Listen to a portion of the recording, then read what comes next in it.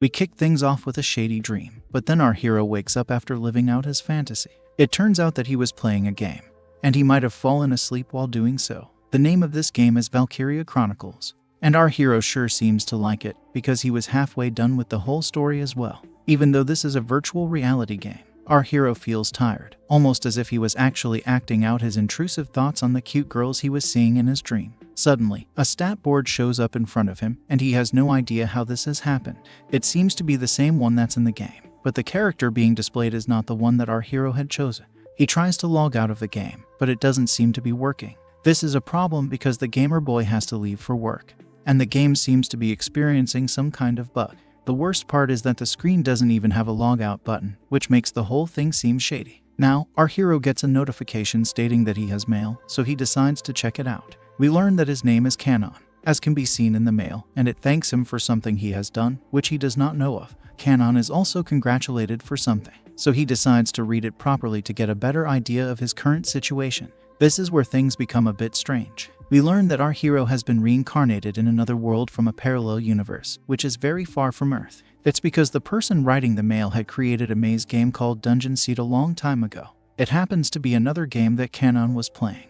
And since he was able to clear all the missions, the data he collected was amazing and valuable. We learn that the person who sent this mail is actually a god named Gaia, who is of this world which is also like Earth. In order to show some appreciation, Gaia had decided to reincarnate Canon into this world the moment he lost his life back on the original Earth. In this new life, Canon will have to deal with monsters and other creatures, because this fantasy world is a mixture of Valkyria Chronicles and Dungeon Seed. Luckily, Canon will be blessed with all the spells, magic, and power that he had possessed in both those games. Gaia continues to explain that the gods of Canon's world had also approved of this reincarnation, so there's no need to worry about the details. One last thing to remember though, is that Canon has already left his old world, and even his body has decomposed there, so he has no way of returning back to Earth. There's a shield surrounding Canon right now, but it isn't free, so Gaia has made sure to give our hero some useful skills which will help him earn a living. Canon checks out the photo that Gaia has left behind for him, and is shocked to see that she is a cute girl with a curvy body. Our hero takes some time to get used to the fact that he has been reincarnated, but then he dresses up into his robe and goes downstairs. He's in a hotel, and the owner tells him that breakfast is already done, so she will have to charge him if he wishes to eat anything. Canon doesn't mind, and he orders for a nice meal, after which he asks for the bill. However, to his surprise, he notices that his money gets paid back into his fantasy world account. This reminds him of the golden rule that he had come across while playing most of his other games. Basically, this rule states that our hero will not need to pay for anything at all. As a matter of fact, even if he does end up paying for an item, then the money gets paid back into his account. It also might have something to do with what Gaia had mentioned in the message. After all, Canon does have a whole new set of skills which he can use to his advantage. Now that the formalities are done with, Canon sits down to enjoy his food, and he starts with some bread that tastes much better than he had expected. Our hero finishes his meal, and then he figures that he should explore the city and get as much information as he can. He cleans up after his food and decides to head straight towards the guild headquarters. We learn that the name of this kingdom is Elsalis, and the name of the capital is Eldoria. Canon enters the guild headquarters, and he notices all the receptionists talking to people who want to go on adventures. He finds an empty spot with an old man, so he goes to him and mentions that it's his first time here. The reception man asks him if he wants to register or be hired for a task, and our hero says that he needs to get himself registered before doing anything else. The old man gets to work and hands over a form to Canon where he will have to give his name and his specialization. On top of that, he will also need to sign a seal in the sheet in order to complete his registration. The old man is actually a bit shocked to see that Canon did not go to the cute girl in the other counter. He even tells our hero that he has wasted a chance to get with her. However, Canon is a master of this game, so he knows all the tricks that come with it. He says that waiting in line at the other counter would simply be a waste of his time, because he has come here to become an adventurer. He hasn't been with a girl in a very long time, so it makes sense for him not to try for one right now. The old man is pleased to hear this and agrees with everything that Canon has said. He goes on to loudly declare that this is an adventurer's guild and not a place for boys and girls to flirt. He also reveals his name to be Garand, who is an important member of staff in this guild. He offers his hand to Canon, but our hero is a bit wary of shaking hands with a stranger so soon in this world. Garand is impressed once again, but Kanon says that he's actually extra careful in general, which is why he doesn't have any friends. He checks out Garand's stats but learns that he has used camouflage to block all his skills. Now, Garand tells Kanon that he should probably choose a task that would sorcery because he's assuming that's what our hero's skills are. Kanon is confused to hear this, but then he realizes that Garand might be saying this because he's seen his robe. The guildman tells our hero that he should start off with some easy tasks to test his ability. He goes on to suggest a quest that involves collecting herbs, but also asks Kanon not to lose his life in the process. After all, the most important thing is to keep yourself safe first. As expected, Kanon is not pleased to hear this because he's not the type to go around collecting herbs. However, he does recall that all his games had started out the same way as well, only to become spicier later on. Garand reminds our hero that if he does decide to abandon his mission, then he should try to give away the herbs he's collected to the other adventurers who might need them. At the end of the day, it's the one who delivers the goods that takes the prize. Either way, it'll serve as practice for Kanon, even though he's a master of his craft. With that, our hero bids farewell to Garand and sets out on his mission. He laments that fact that he has to do such a simple task, but there is no other way around it, so he will have to comply. He heads over to the forest area and begins his quest for the medicinal herbs. It takes a while, but Kanon is finally able to get what he has come for. His back hurts, but at least his mission was a success, and now he can test out a couple of things. He takes a look at some buffaloes grazing nearby and wonders which one of them will be his target. He chooses one that looks a little tasty and begins his testing process. Basically, the only reason why Kanon is staying back in the forest is to see what the goddess Gaia has given him. It makes sense, because he can then use his powers to their best advantage. He needs to take a look at all the stats being shown on his screen, and then he clears his mind to launch a proper move. With no one around, our hero does not have to worry about getting caught, and is free to do as he pleases, so he summons a small piece of rock in his hand. He launches this rock straight at the buffalo that he had chosen earlier. As expected, he lands a bullseye on the target and takes it down with just one shot. Even Kanon is unable to believe what he has just done, because he wanted to kick things off just by scaring the buffalo. As of now, Kanon has figured that his skill of throwing has way too much power, so he has to set the MP to a decent number to ensure he doesn't end up using it often. He has another problem on his hands, which is the fact that the other buffaloes are not too pleased with what he has just done to their friend.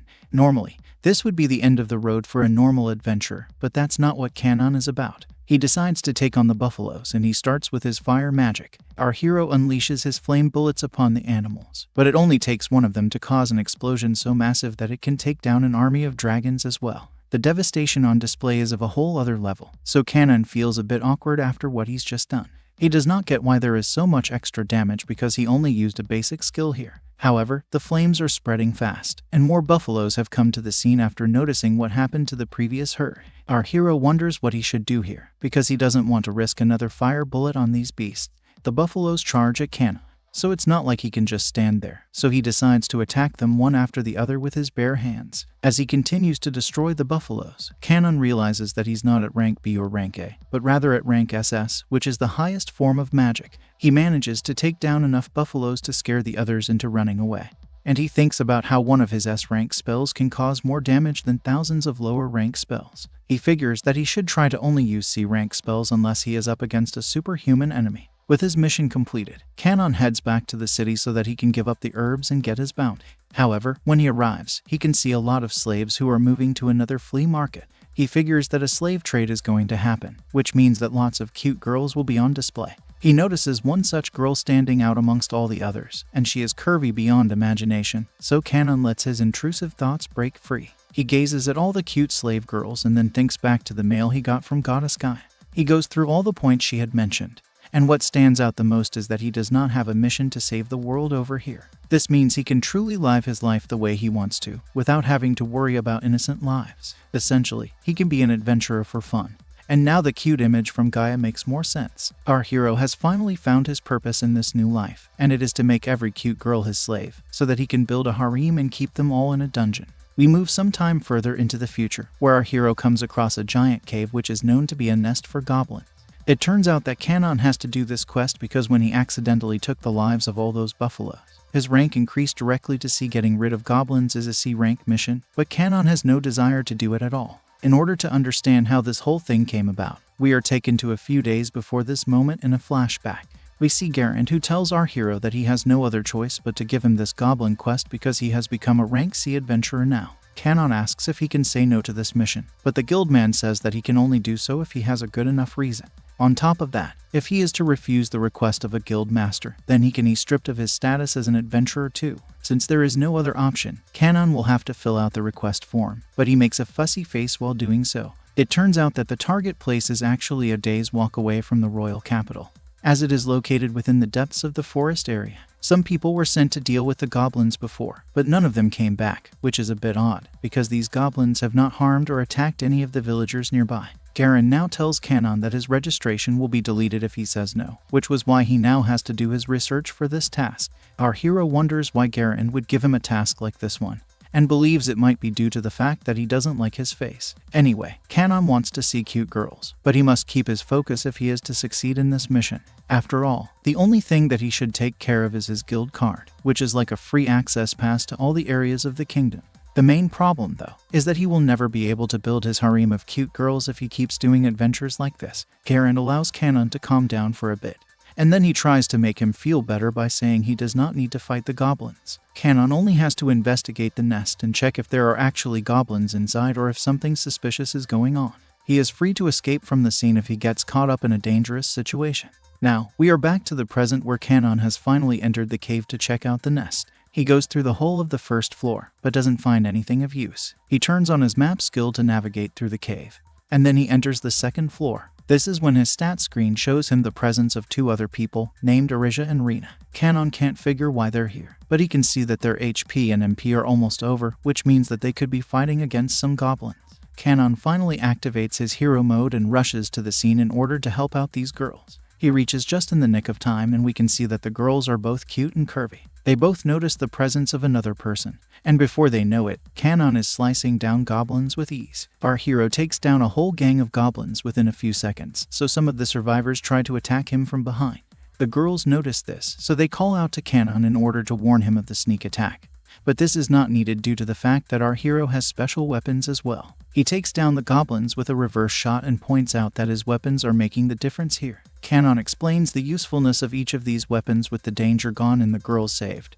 They both bow down to Kanon for saving their lives. However, the night girl Rina senses something off and takes out her sword. She warns Rizz not to let her guard down just yet because Kanon is dressed in shady fashion. Our hero tries to tell the girls that all is well, but he realizes that he's using his voice camouflage move. He clears out the confusion and assures the girls that they are in safe hands now. Rizz is upset with Rina for accusing Kanon right after he saved their lives. After all, he could have just let the goblins have their fun if he wanted to harm the girls. The night girl admits her mistake and apologizes to our hero, after which she thanks him once again for his services.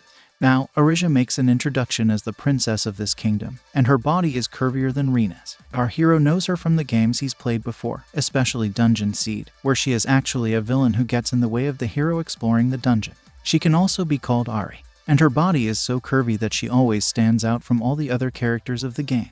At the same time, she is a magician who uses her powers to get her way in any situation. Rina also happens to be a character in Dungeon Seed, and she is quite curvy as well, which is why she is quite popular with a lot of gamers. She is Ari's bodyguard and a master swordswoman who comes from a duchess's family. The cute girls now decide to tell Kanon how they ended up here in the first place. It so happens that they had come to this cave with a hero named Albat and his sister Yuria. Ari was given some spirit rituals by her family, and she had to set up a spirit's altar as per the royal family's demands. By this time, the news of the goblin nest had reached everywhere, so the village nearest to the cave was worried. Their village chief sent in a request to the guild for some help, but Albat let his impulses take over and he rushed into the cave without even thinking about a plan of action.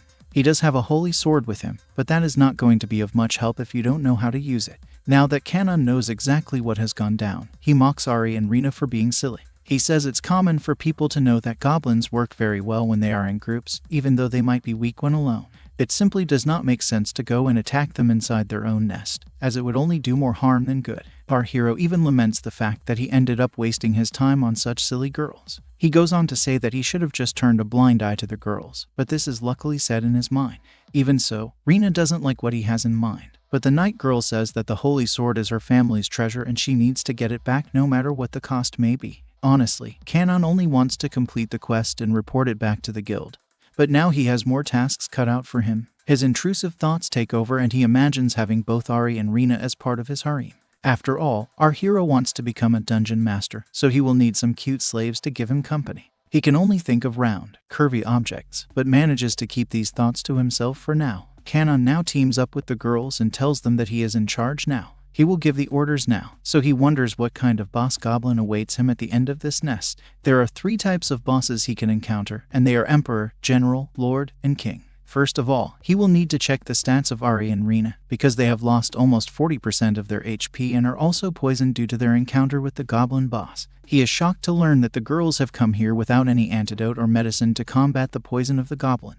When he asks them about it, they simply say that they didn't have any time to prepare for it. The girls might be cute and curvy, but they are also dumb and silly for not being this vigilant. Kanon scolds them and says that they should have at least taken a healer and a carrier along with them for this mission if they wanted to succeed. The princess girl has nothing to say, but Rina explains that both Albat and Yuria had said no to this quest, but were forced to accept it due to the political pressure from a certain congregation. The night girl mentions their name to be the Upataris, and this catches our hero's attention. He is not too pleased to hear this name because he has come across them before when he had played his games. It's a tricky situation for him, but he has to fulfill his dream of violating cute girls, and he has a great chance here with Ari and Rina. He checks out his stat screen and notices 3 life forms nearby. The location is close to the innermost room of the cave, so the trio decides to get to work. They rush to the scene and find Yuria, who is not in a very good state. Rina and Ari tend to her while Kanon checks her stats and learns that she has been poisoned to the point where she only has 10% of her HP left.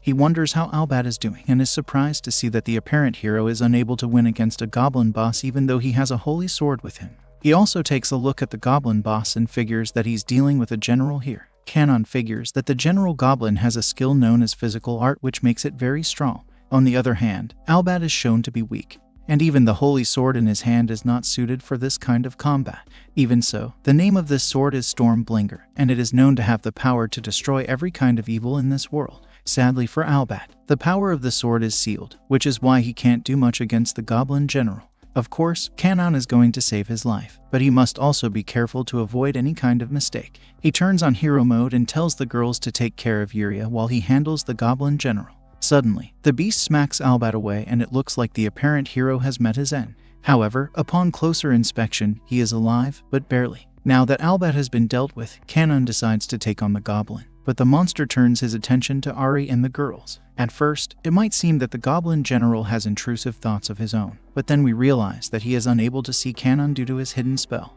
This surprises our hero because he thought that the boss would be skilled enough to detect him. Despite his disappointment, Kanon wants to make a decent fight out of this. So he stops the hidden spell and shows himself to the goblin general. It tries to attack him at full force, but this does not bother our hero at all, and he simply smacks his enemy's sword away and proceeds to smash him away. As expected, Rina and Ari are blown away by his skills, because this is also physical art. They actually can't even figure if Kanon is using his hands or a hidden weapon, but none of that matters because the goblin general is barely able to stand up now. Kanon strikes a pose to mock his enemy, and it only incites the monster boss to attack him one more time. He thinks he's gotten a strike in, but it does nothing to our hero and he activates savage mode after this. Within the blink of an eye, Kanon slices through the goblin general as if his head was a block of cheese. With that, the monster finally falls to the ground and the girls just stand there in shock and amazement. They are still just standing and staring, but our hero doesn't have time to waste, so he says that the mission is completed now. The group decides to head back to the main village where everyone is glad to see all of them alive. As expected, Garand is also here and he greets Kanon with a smile on his face. He does not know what has happened to Albat, but that doesn't even matter to him at this point. All he cares about is Ari because she is the princess, but Kanon believes that Albat is actually a very shady man. After all, he is just acting like a lazy guard and causing harm to the ones he is supposed to keep safe from harm. Anyway, Kanon doesn't want to be around him anymore, so he says goodbye to the girls. This makes both Ari and Rina feel a bit weird and Garand notices this as well. Kanon has no idea of what's going on, but Garand simply says that the princess must be tired after all the stress she had gone through today. She needs to get some rest and prepare for the spirit rituals the next day anyway. Garand now tells Kanon that he should not leave so soon, as he has something he would like to show him. They go to a cabin cottage where Kanon explains that Ari got into danger due to the fact that Albat got too excited. He was the one who ended up saving the girls, and Garand is thankful to him for that. He also learns of the Upataris being involved, and he figures it was all a greedy scheme put together by the congregation men. The way Garand is speaking gives Kanon an idea of what he's going to ask from him, so he confirms that he will have to guard the cute girls till the ceremony. Garand can sense that our hero is not too pleased with this task, so he asks him about it. Kanon knows that he doesn't have much of a choice, so he will protect the curvy princess from danger. However, he does need some kind of motivation to keep doing these tasks. Otherwise, he will have no joy left in his life. Garand knows what he means, so he offers to raise Kanon's rank to B for his efforts. On top of that, he will reward our hero with 10 million Gs, which is like the currency of this world. Kanon has no issues when it comes to money.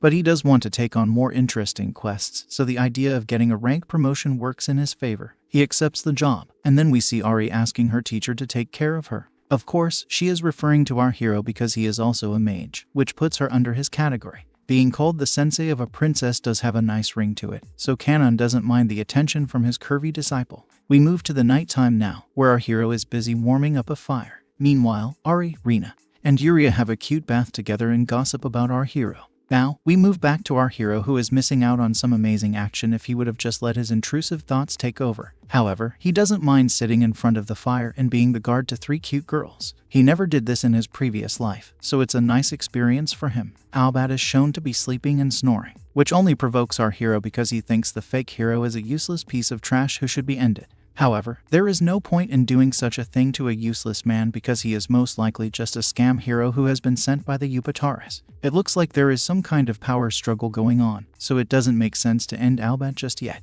After all, Kanon needs to find out the main brains behind this whole operation. Now, our hero lets his intrusive thoughts take over while worrying about Rina and Ari. Basically, they will be targets at the congregation, so Kanon will need to do something to keep them protected. One thing that comes to his mind is that both Rina and Ari are unmarried, which means that he can detect their presence with a special spell. Kanon takes a lot of time to prepare his plan, because he knows he can't mess it up with so many plays in place. He holds the holy sword and senses something wrong with it, which is somewhat similar to a sensation he has felt before. He moves it around for a bit and finally manages to understand something about it. Kanon says that it is very important to take note of this, especially because of his reincarnation into another world. With that, Kanon figures that he must do his best to ensure his future wives have a comfy bath right now as per his twisted fantasy. Now, it's time for us to get some context so that we can understand the spirit ceremony a bit better. Basically, it is a hereditary ritual of the royal family which is performed in order to receive the protection of the Holy Spirits.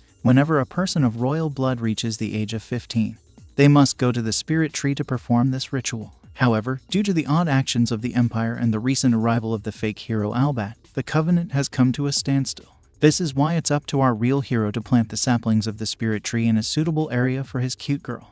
With the ancient covenant violated now, the requests of the spirit tree need to be carried out, and Kanon does so with ease. He goes to Garand the next day to tell him that he has done what was asked of him, so the guild man thanks him but also says that he looks forward to seeing him again. This is not good news for Kanon, so he decides to be calm and walk away before he is hit with more quests. At that very moment, Princess Ari shows up looking cute and innocent. She wants Kanon to reconsider her request of him traveling with her and Rina. This is an offer too good to refuse. But our hero fights his intrusive thoughts and simply thanks Ari for speaking so kindly to a low-life adventurer like himself. He explains that their paths are just too different. Kanon asks for forgiveness and continues on his journey, but Albad has something to say. Since he has informed the guild about the status of the quest and Princess Ari's safety, it would make sense for them to return to the city for now and report their findings to the king. Rina agrees with him even though it's a pity that they will not get to travel with Kanon anymore. With this statement, everyone else in the group agrees that one magician should be more than enough, and Kanon should not be needed for such a simple task. It can't be helped, so the team heads to the palace. Before that, Princess Ari bids farewell to Kanon and hopes to see him again so that she can learn more from him. Our hero is an alpha male, so he doesn't show any signs of affection, but Garand is a bit surprised by the way he has dealt with this situation. After all, this was a great chance for Kanon to get promoted to a royal magician. Kanon thinks with a straight mind, so he explains that the life of a royal boy inside a palace is not what he's made for. Also, he would never want to breathe the same air as Albad, because he is a totally useless guard. Garand sees sense in what he says, so Kanon finally leaves for good, but not without hearing that he will be called upon again when there is a new mission. Of course, this situation with Albin is far from over, so Kanon decides to use his brain for some time. He figures that the fake hero is the heir of a baron and has been engaged to the daughter of an aristocrat ever since he was a kid. His sister Yuria, on the other hand, just seems to be a girl with a brother complex. It's at this moment where he realizes that maybe letting Albat and his sister team up with Rina and Ari could lead to more problems. After all, the fake hero did leave his fiancée back at home just so that he could follow Ari around. It's time to do the math because Ari is a princess and Rina is the daughter of a duke. Not just that, her father happens to be one of the 3 most powerful Grand Dukes of this kingdom. This means that there is a lot of power resting above these curvy girls. However, our hero is nothing compared to the status of these girls because he is just a normal boy in this world, even though he has powers matching those of a god. He doesn't have a home or even a title, so it would normally not make any sense to travel with such high-profile babes. Kanon wonders if he should use some tricks to become a noble, but decides against it because it is not the right way forward. He activates demon mode and says that he will create his own dungeon and then make these girls kneel in front of him, as if they are his slaves. Kanon also tells us that this world is very similar to Dungeon Seed, which had actually crashed in the real world a few months ago. In that game, this group of 4 were all the villains, and this includes the curvy girls as well. Since our hero had cleared the game back on Earth, he has a fair idea of what these characters might end up doing. Also, if they are within his range, then the light spirit's protection will also be rendered ineffective. He starts to sound a bit of a shady character when he says that he is going to lure this team into his dungeon and separate them one after the other, eventually capturing them all and making them his slaves. Of course, the main aim is to build a dungeon where he can act on all his intrusive thoughts, but Kanon also wants to get a taste of Albat's future wife. He goes back to his inn and learns that he has received a letter in his room. Kanon was not expecting to hear this, so he decides to check out what he's got. He also realizes that he had a slave market to attend, but got distracted by the mission involving the Goblin nest. He is finally able to enter one now, and he sees lots of cute girls being put up for sale. They are referred to as goods, and the only people that can be seen are filthy rich nobles. Kanon doesn't appreciate the look and feel of this place, so he figures he won't take much time here. All he has to do is find a girl who catches his attention the same way Ari and Rina did. Suddenly, he comes across a total babe, and it's the same girl whom he had seen last time. Our hero is not going to just stand there and wait, so he goes to the curvy girl and asks for some help. The girl does not respond to him, so Kanon is left feeling a bit awkward. He tries to reach out to her again and again, but with no luck. Finally, he says that he won't take much of her time, so the least she can do is turn to him and reveal her cute face. The slave girl finally listens to Kanon, but implies that there's nothing she can do to help him out here. She seems to recognize our hero from last time, so she pauses for a second and he notices this. Kanon is glad that such a curvy girl has remembered his face, so he recalls the time they first saw each other. The slave girl states that it was when she was being taken away, and that's when an idea strikes Kanon. He makes an odd face and starts talking about how he does not have a very memorable look. He even goes on to say that he is not an interesting person at all, which means that the slave girl has a great sense of memory. The slave girl is a bit shocked to see such an overpowered hero acting this way, but Kanon continues with his baby act and whines about how such cute girls have such bad taste in men. On top of that, these odd men have odd hobbies as well, which makes it even worse for Kanon. The slave girl blushes, and that's when we learn that she is actually a character that he had created himself in the game. As expected, he went to great lengths to create her perfect body, so there is no way he can forget her. This makes him wonder if Gaia had intentionally left this slave girl here for him. Kanon can't stop his intrusive thoughts because he keeps staring at her for obvious reasons. He can never get bored of doing this, especially since the slave girl was awarded with being one of the top 3 customized characters in the game.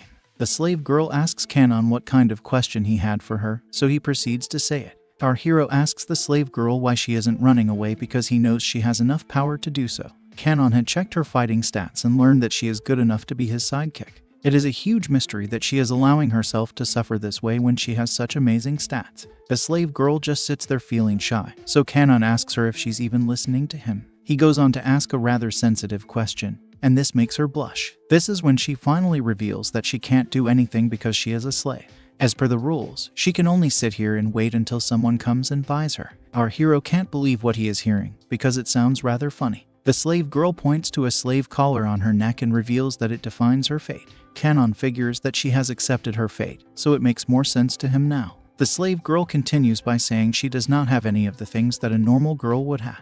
There are no friends, family members, or even a hometown to run back to, so all she can do is wait for her master to come and buy her. This strikes a chord with our hero because she reminds him of his own past life. He actually has no memories of his old life on Earth because Gaia had made sure to erase all of them. He has a thought in his head, but remains silent, so the slave girl asks him why he isn't saying anything. Our hero calmly decides to walk away from the scene and apologizes to the slave girl for wasting her time. She feels some kind of passion for him, so she asks him to wait, but Kanon leaves the scene by then. Now, it's time to kick off the auction with all the curvy girls up for grabs. Even Kanon is seen striking a pose while trying to act like an alpha male. We take a look at slave number 11, and she happens to be among the top 3 demi-human slaves in this world.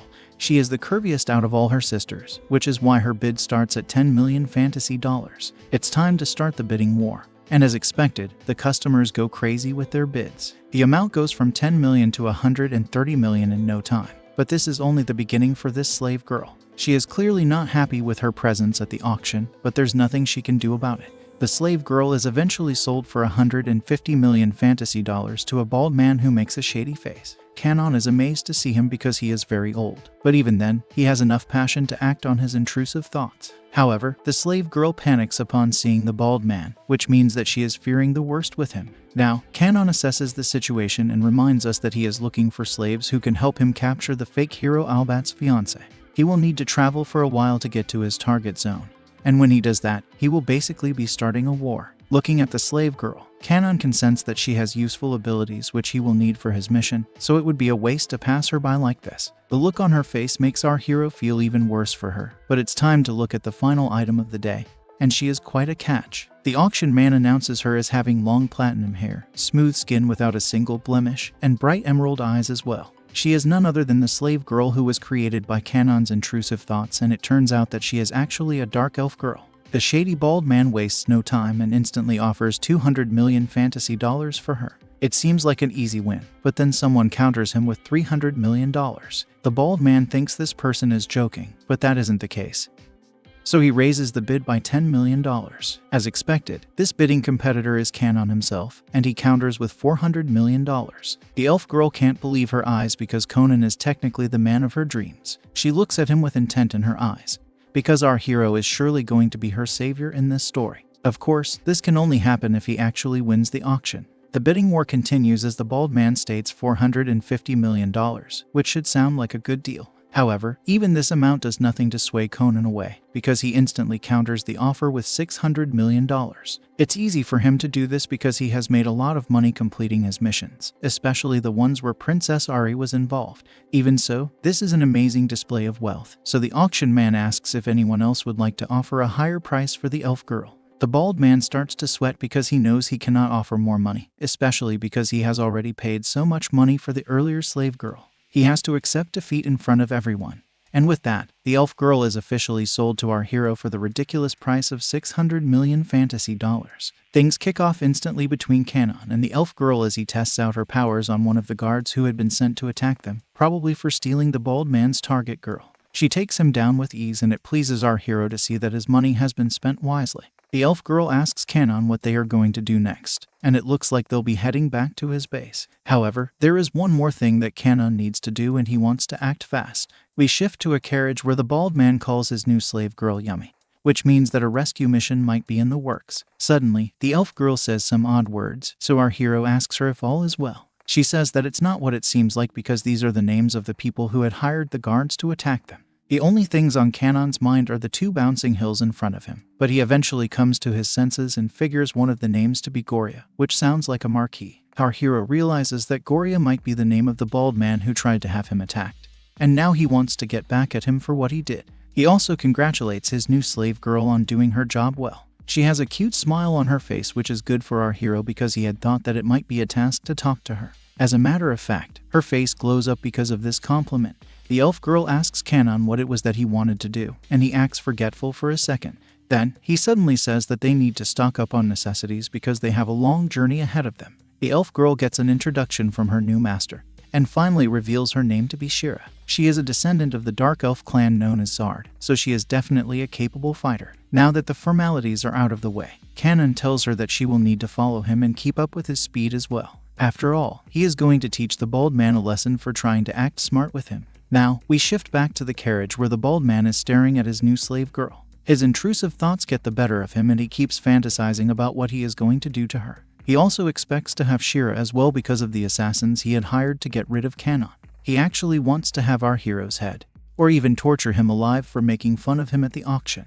After all, to be humiliated like that in front of so many people is pretty bad for a man like him. Anyway, there is no point thinking about such things, so he would like to enjoy some dessert before he gets to the main course. He calls out to the slave girl and tells her to sit on his lap. She clearly does not want to do this, but since she is a slave, she has no other choice. She proceeds to do as he says, and what follows is not a very pleasant sight. The bald man asks her not hold back her voice, but she is very embarrassed by what's going on. Things are about to go from bad to worse, but then the both of them are interrupted by a sudden force that approaches the carriage. It is none other than our hero Kanon, who is moving at super speed to keep up with the vehicle. He jumps over the carriage and causes it to stop, which makes the bald man anxious. He wants to continue with his shady acts, but wants to know why everything has come to a standstill. It's at this moment when someone from outside says that it's an ambush. The bald man sticks his head out of the carriage window and asks what's going on. One of his men reveals that there might be bandits ahead of them, because the escorts in front have been attacked. He asks his boss to stay inside the carriage and let them handle the commotion. The guard men rush ahead and plan to get rid of the bandits using teamwork. However, when they see one of the escorts running towards them, they notice that he is getting slashed in front of their eyes. The guards watch on in shock and disbelief as the escort falls into pieces, and in front of them is Kanon, who is in demon mode. The guards try to threaten our hero, but it's of no use as he jumps high up into the air to escape their line of vision. He uses this skill to tear into the guards one after the other without them even realizing what they're up against. Eventually, only one man remains, so he asks Kanon why he doesn't show himself. This is all in panic, so he tries to run away, but Kanon shows up from behind and tells him not to shout so much. He decides to mock the guardman some more because he was the one who issued the threat in the first place. Our hero grabs his victim from behind and is about to slice him to bits, but first, he asks him to repeat what he said earlier about taking his life. The guardman has nothing to say, so Kanon holds his knife close to a rather sensitive spot. The guardman says please, but our hero can't hear what he's saying at all. He continues to mock the guardman, who begs for his life like a little girl, but it's too late for such a request. The guardman says that he had taken this job for a reason, which was to provide for his family. He has kids and a mother to take care of, and he was only doing this because he was hired by the bald noble. Kanon lets the guardman believe that he is going to spare his life, and then slashes his head off without any care in the world. It's time to go to the carriage, where the bald man begins to panic once again. There is no noise coming from outside, so he wonders what has gone down. His anxiety is through the roof, and that's when he reveals that he is indeed the Marquis of Goria. The only fate for offending such a noble is the life sentence. So Goria wants to know what kind of bandits are after him. He calls out to his guardmen and tells them to bring the heads of the bandits to him. However, he has it all wrong because there is only one attacker and he is most definitely not a bandit. Kanon takes this as his chance to make an entrance, and he ensures that he makes a mark by keeping the head of the guardman he just attacked in his hand. Our hero opens the door to the carriage and can see what Goria has been doing to the cute slave girl. He realizes that he is walking in on someone else having fun, so he says sorry for the intrusion. Obviously, Goria is in a state of fear now because in front of him is an overpowered warrior in demon mode. Now, Kanon shows himself in all his scary might, especially with the head of the guard, and he asks the noble Goria if he can borrow a few moments of his time. How is our hero going to deal with Goria? Also, is he going to make his slave girl his new toy, just like Shera? Before we continue to what happens to the bald man, we move back in time to see what Kanon was doing when he caught up to the carriage. At this point, our hero started to strategize on how he would end up rescuing the slave girl Goria, whose actual name is Anaria. He was also considering adding her to his harem along with Shera, because her curvy body is every man's dream. Kanon figured that the carriage in the middle had to be the one with Anaria and the shady bald man, because the escort carriages are always in front and behind. This was all he needed to assess, because his next plan was to make sure the shameless noble got what he deserved. It turned out that one of the guards actually spoke about how the bald man had no end to his intrusive thoughts. This is because he is known to purchase slave girls as many times as he possibly can. Of course, the other guard told him to keep his mouth shut, otherwise they won't get paid for their services. Suddenly, the horses stopped, and the men tried to figure out what went wrong. The horses got shocked because something had fallen right in front of them, and it turned out to be the body of one of the escort guards. Seeing this, the men started to panic, and one of them tried to alert the guards at the back. But then he saw that his own colleague's head got chopped off. As the guard tried to make sense of this situation, he turned back around and saw our hero sitting on top of the carriage with the head of his colleague in his hand. Kenon was asked for his identity, but he only smiled while tossing aside the head of his victim, and this led to an alert being sounded. What followed was the massacre we saw earlier, and now we are back to the present where Kenon is taking an area away from the shady bald man. Despite not having any leverage on his side, the bald man calls out to Kenon and says that he should not be stealing his slave. Of course, Kenon does not even bother to respond to him. But then the bald man calls out to the lone surviving guard and tells him to end our hero in exchange for a handsome reward. The bald man tries to paint a rosy picture by telling the survivor that no one will ever pay him such a huge sum, and this seems to be enough to push the survivor over to the dark side. Of course, Kenon is only surprised because he did not realize that he spared the life of one guard. Anyway, it doesn't matter to him because he is going to finish him off even as the guard tries to attack him. Our hero unleashes a brutal attack that slices the guard's whole body into tiny bits, and it only takes him a few seconds to get the job done. Kenon is very proud of what he has just done because it seems to be a replication of his favorite move. He then looks at the bald man with a shady smile, after which he is asked how he was able to end so many private guards. Kenon can only laugh and talk about how this is his favorite thing to do. If the bald man does not understand it, he's fine with it. But then he notices that someone else has come to the scene. He notices that it's Shera, who has made it quite quickly, even though she looks a bit tired from all the running. Kenon comments on how she has reached her so quickly, and then she says that she was only able to do so because of the shoes he has given her. Shera apologizes for taking too much time, but our hero is glad to see his slave girl being so proactive. He believes that she has reached sooner than he had expected her to, so it's all good. Now, he asks Shera to do him a favor, and then he hands over an area to her, so that she can take care of his new slave girl. Kenon has realized that the bald man may have used some substances to dull an area, so that she could do as he pleased. This is why it would be best for Shera to be with her for now, so that Kenon can have a word with her after she recovers. Our hero then tells his slave girl that he will be joining her a little later, as he has some unfinished business to deal with. Before the girls leave, Kenon also makes sure to claim the bald man's slave seal, so that he can have no further control over an area. This makes Shera happy, and then she is given permission to leave the scene with an area. Now that the men are alone, Kenon says it's time for them to have a conversation. Of course, this spooks out the bald man, and he has the look of terror on his face. Kenon teases him by asking what's wrong, and then he jokes around by saying the bald man should not make him too anxious. First, he explains why he did all these brutal things to take an area away from the bald man, which means he finally reveals that he was the one who defeated him in the auction. Kenon knows that the bald man had sent his assassins to take his life, and also steal Shera, so what he's doing her is nothing more than a bit of payback. Our hero tells the bald man that he should not have thought he would get away with such cheap tricks, and then he grabs his face. Kenon then says that this is a very rare opportunity for the bald man, because he is going to hear his biggest secret. Now, our hero tells him that he has already lost his life once, but he is not a zombie. He was simply reincarnated into this world by the ruling goddess. This implies that he wants to enjoy his life here and stay away from trouble. So anyone who is after his life is basically in for some bad news. The bald man is asked how he is feeling now that his life is about to end. It could be fear, trauma, or any other sensation. But the point is that the bald man wanted our hero to feel the same thing not too long ago. As expected, the bald man has no idea what Kenon is trying to tell him, so he asks if our hero has gone mad. Kenon states that he knows exactly what he's talking about because he has been through death before. Due to this, he feels more excited, especially as he toys with the bald man's life. As Kenon continues to talk about how his demon behavior plays into his learning, the bald man has nothing to say and is completely confused.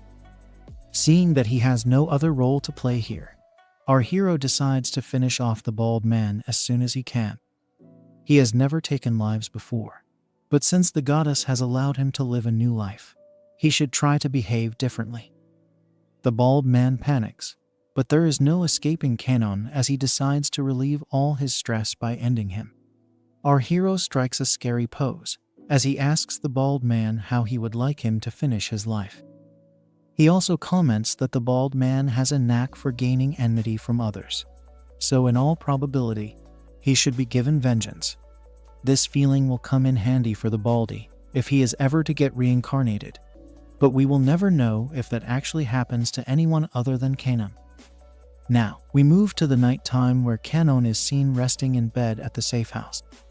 He laments that ending other people to relieve his own stress has not worked out the way he would have wanted it to. We learn that he had used the dismember spell, which worked out, but also took a huge strain on his body. This is real life, and not a game that Kanon can play with a mouse and a keyboard, so he has to adjust accordingly. A lot of things have happened today, and one of them happens to be Kanon purchasing Shera as his slave girl. Our hero's intrusive thoughts are awakened once again, but he reminds himself that he can't force Shera to do anything shady with him. After all, if he ends up behaving this way, then he will not be any different from the bald man he just ended. It's at this very moment that our hero realizes that his body is still untouched in this world, and that is not a good thing for him at all. This is because he may not be able to control his elephant in front of Shera, and if he does whip it out, then he could turn out to be a one-pump chump. It would be rather embarrassing for him if such a thing were to happen. And then he hears a knock on the door, which makes him panic. Regardless, Kanon becomes a bit serious and tells Shera to lock the door after she enters. Of course, he is panicking in his head while saying this, but he has to keep up a cool persona in front of his slave girl. Shera simply does as her master says, and she is looking quite tempting with her outfit. What follows is an interesting night for our hero. Kanon asks Shera why she has come to him so late at night, and he wonders if it's because she can't sleep by herself. The slave girl is about to provide her answer, but before she can do so, she notices something rising from below. At first, Kanon thinks that something is wrong with his feet, but then he notices that his elephant is standing up to say hi. It's rather instantaneous, so Kanon is impressed by his vigor. We can only imagine what happens next, but first, we are taken to a brief flashback some time before this incident. Our hero asks Shera and Anaria if they are done changing their clothes, and he also apologizes for not having anything more than normal t-shirts. The slave girls don't have a problem with this at all, because it is their first time being given proper clothes. Shera even says that she should be the one thanking her master for providing her with these t-shirts. She comments that it fits nicely against her curvy body, and she likes the design as well. Anaria, on the other hand, wants to know what's written on her own t-shirt, and it happens to be the words heavy charge. This is not too far off from describing her own soft pillows, and Kanon laments that these clothes are simply charging up his own intrusive thoughts. It's almost as if the girls are being given rewards for some game show. But our hero must control his shady desires, so he asks Shera to get the food ready. As she does this, Anaria asks Kanon to give an introduction. He does so instantly, and then she reveals that her family name is Fuon. Anaria also says that Kanon can refer to her as Anna, and that her father used to be a duke. As a matter of fact, she used to live in the royal capital with him because he had earned the respect of the king through his services. Anna's father was granted private land at first, but then he got married to a beast woman without the king's consent. This led to him getting deprived of his private land as well as his nobility privilege. Since Anna's mom was no more, she and her dad tried their hand at commercial business, and it was going well till a certain point. However, one failure in a big trade led to Anna's dad getting caught up in a massive circle of debt. He could not deal with it anymore, so he decided to take his own life, and this left Anna to work as a maid girl in order to pay off the debt her dad left behind. Kanon does not find this to be very unique, as he has read lots of manga comics, where the cute girl ends up turning into a slave to pay off her family's debts. Having said that, Anna's story still sounds tragic. She also answered Kanon's question with extra information, so it implies that she is a very obedient girl.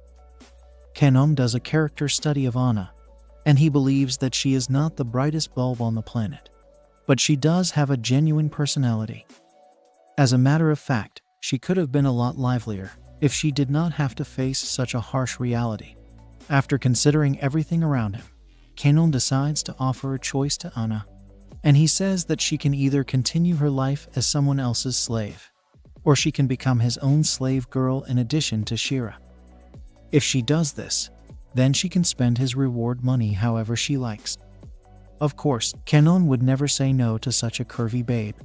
But is he planning on doing shady things with both Shera and Anna? Kanon does tell Anna that she should definitely take her time to consider this decision, but he maintains that he will accept whatever she chooses. He then tells her that if she does not want to choose any of the options that he is providing her, then she should definitely leave his house. He also states that it would be better if Anna could give him her answer before tomorrow morning. Later on, Kanon is served dinner by Shera, who apologizes for taking time.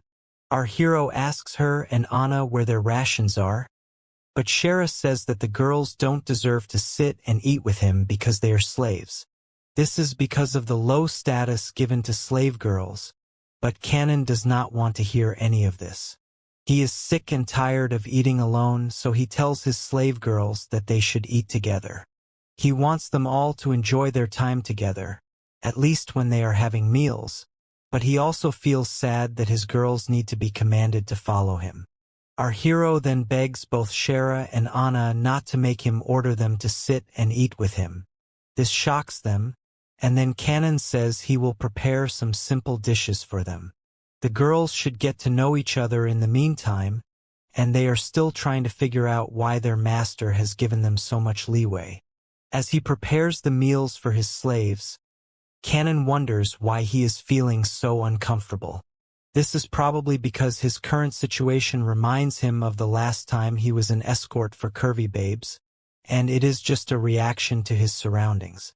Considering all of this, it would be best for him to do hidden jobs in the darkness to maintain the mystery around him. He does not know if he can get along well with his slave girls, but he does get a lot of overflowing feelings whenever he thinks of the girl he has just saved. What he is mainly feeling right now is regret over the sight of a cute girl shedding tears in front of him. Kanon is familiar with this sight because of the memories of his past life.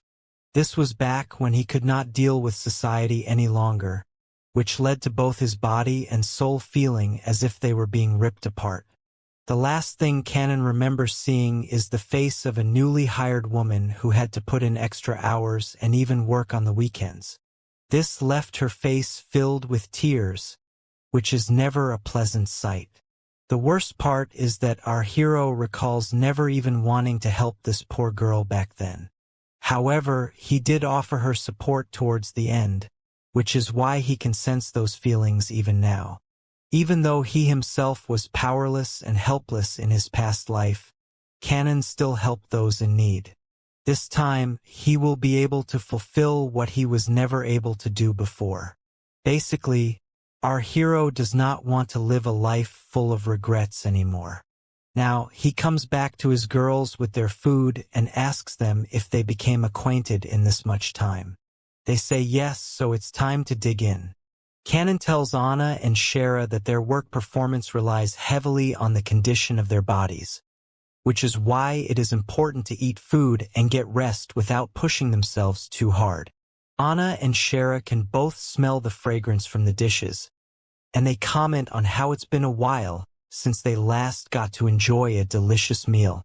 Kanon feels as though he is missing something right now, but then he gets distracted when he sees Anna crying out of joy in front of him. He wants to know what the matter is, but it turns out that she simply finds the food to be delicious, which is why she is crying. Shera feels the same way, as she looks at her master and gives him a cute smile, which takes him aback for a moment. He realizes that he was awkwardly staring at his slave girls, so he says sorry and proceeds to eat his food as well. He then thanks them, although they ask him why he is saying that. After all, they should be the ones thanking him for giving them a chance at a second life. Anyway, Kanan wishes both his girls a happy meal before eating his food, and they ask him what this statement means. Shera wonders if this is some kind of cult ritual, but our hero says that it is simply a tradition from his original world. He tells them that they don't need to mind it, but they both also wish him the same to make their master feel better. Anna and Shera both smile at Kanan quite cutely, and it brings a smile to his face, but he needs to maintain his Sigma male persona, so he shrugs it off and focuses on his food. The slave girls wonder if they did it wrong, but Kanan simply says that they make him feel as if he is with his children. Anna and Shera can't believe it for a second, but then they realize that it's rather adorable for their master to consider them as his children. Later in the night, Shera comes to Kanan's room and it looks like they are both going to act on their intrusive thoughts. Kanan falls asleep after an intense session, but then he wakes up in some kind of heavenly garden. He wonders if he is dreaming right now, but then he gets greeted by someone else. It turns out to be an extremely cute and curvy babe who introduces herself as a goddess, meaning Kanan's new life just got a whole lot more interesting. At first, our hero can't believe what he is hearing and wonders if this girl is actually crazy for calling herself a goddess. However, the goddess simply lets out tears of joy and congratulates Kanan for being able to make it till this point. Kanan quickly realizes that this is the same girl he had seen in the first message when he came to this world. It's their first time seeing each other, but Kanan maintains that the goddess is actually a cosplay girl. Anyway, Kanan asks this goddess if her name is Gaia, the great god of earth. He had originally thought that he would be meeting a male god, but instead, he has been given a rather pleasant treat. Gaia confirms that she is indeed the person Kanan believes her to be, and she holds the life, chaos, and stability of this new world. She further explains that even though she is a goddess, she has the power to transform into a male god as well. This is probably why the people on Earth look at her as a man, but her focus now is on our hero. She explains that when she first brought Kanan to this world, she had a lot of work to do, so she could only send him a message. However, now that he has been able to progress so far and even clap the elf slave girl Shera, the both of them can finally meet in person.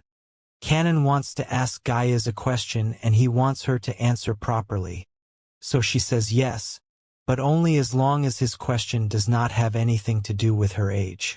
The most important thing our hero wants to know is regarding his old body, which is from his past life. He knows that he has already passed away in that world, but he still wishes to know the state of his physical body. The goddess answers that Kanan has already been cremated and his body is turned to ashes.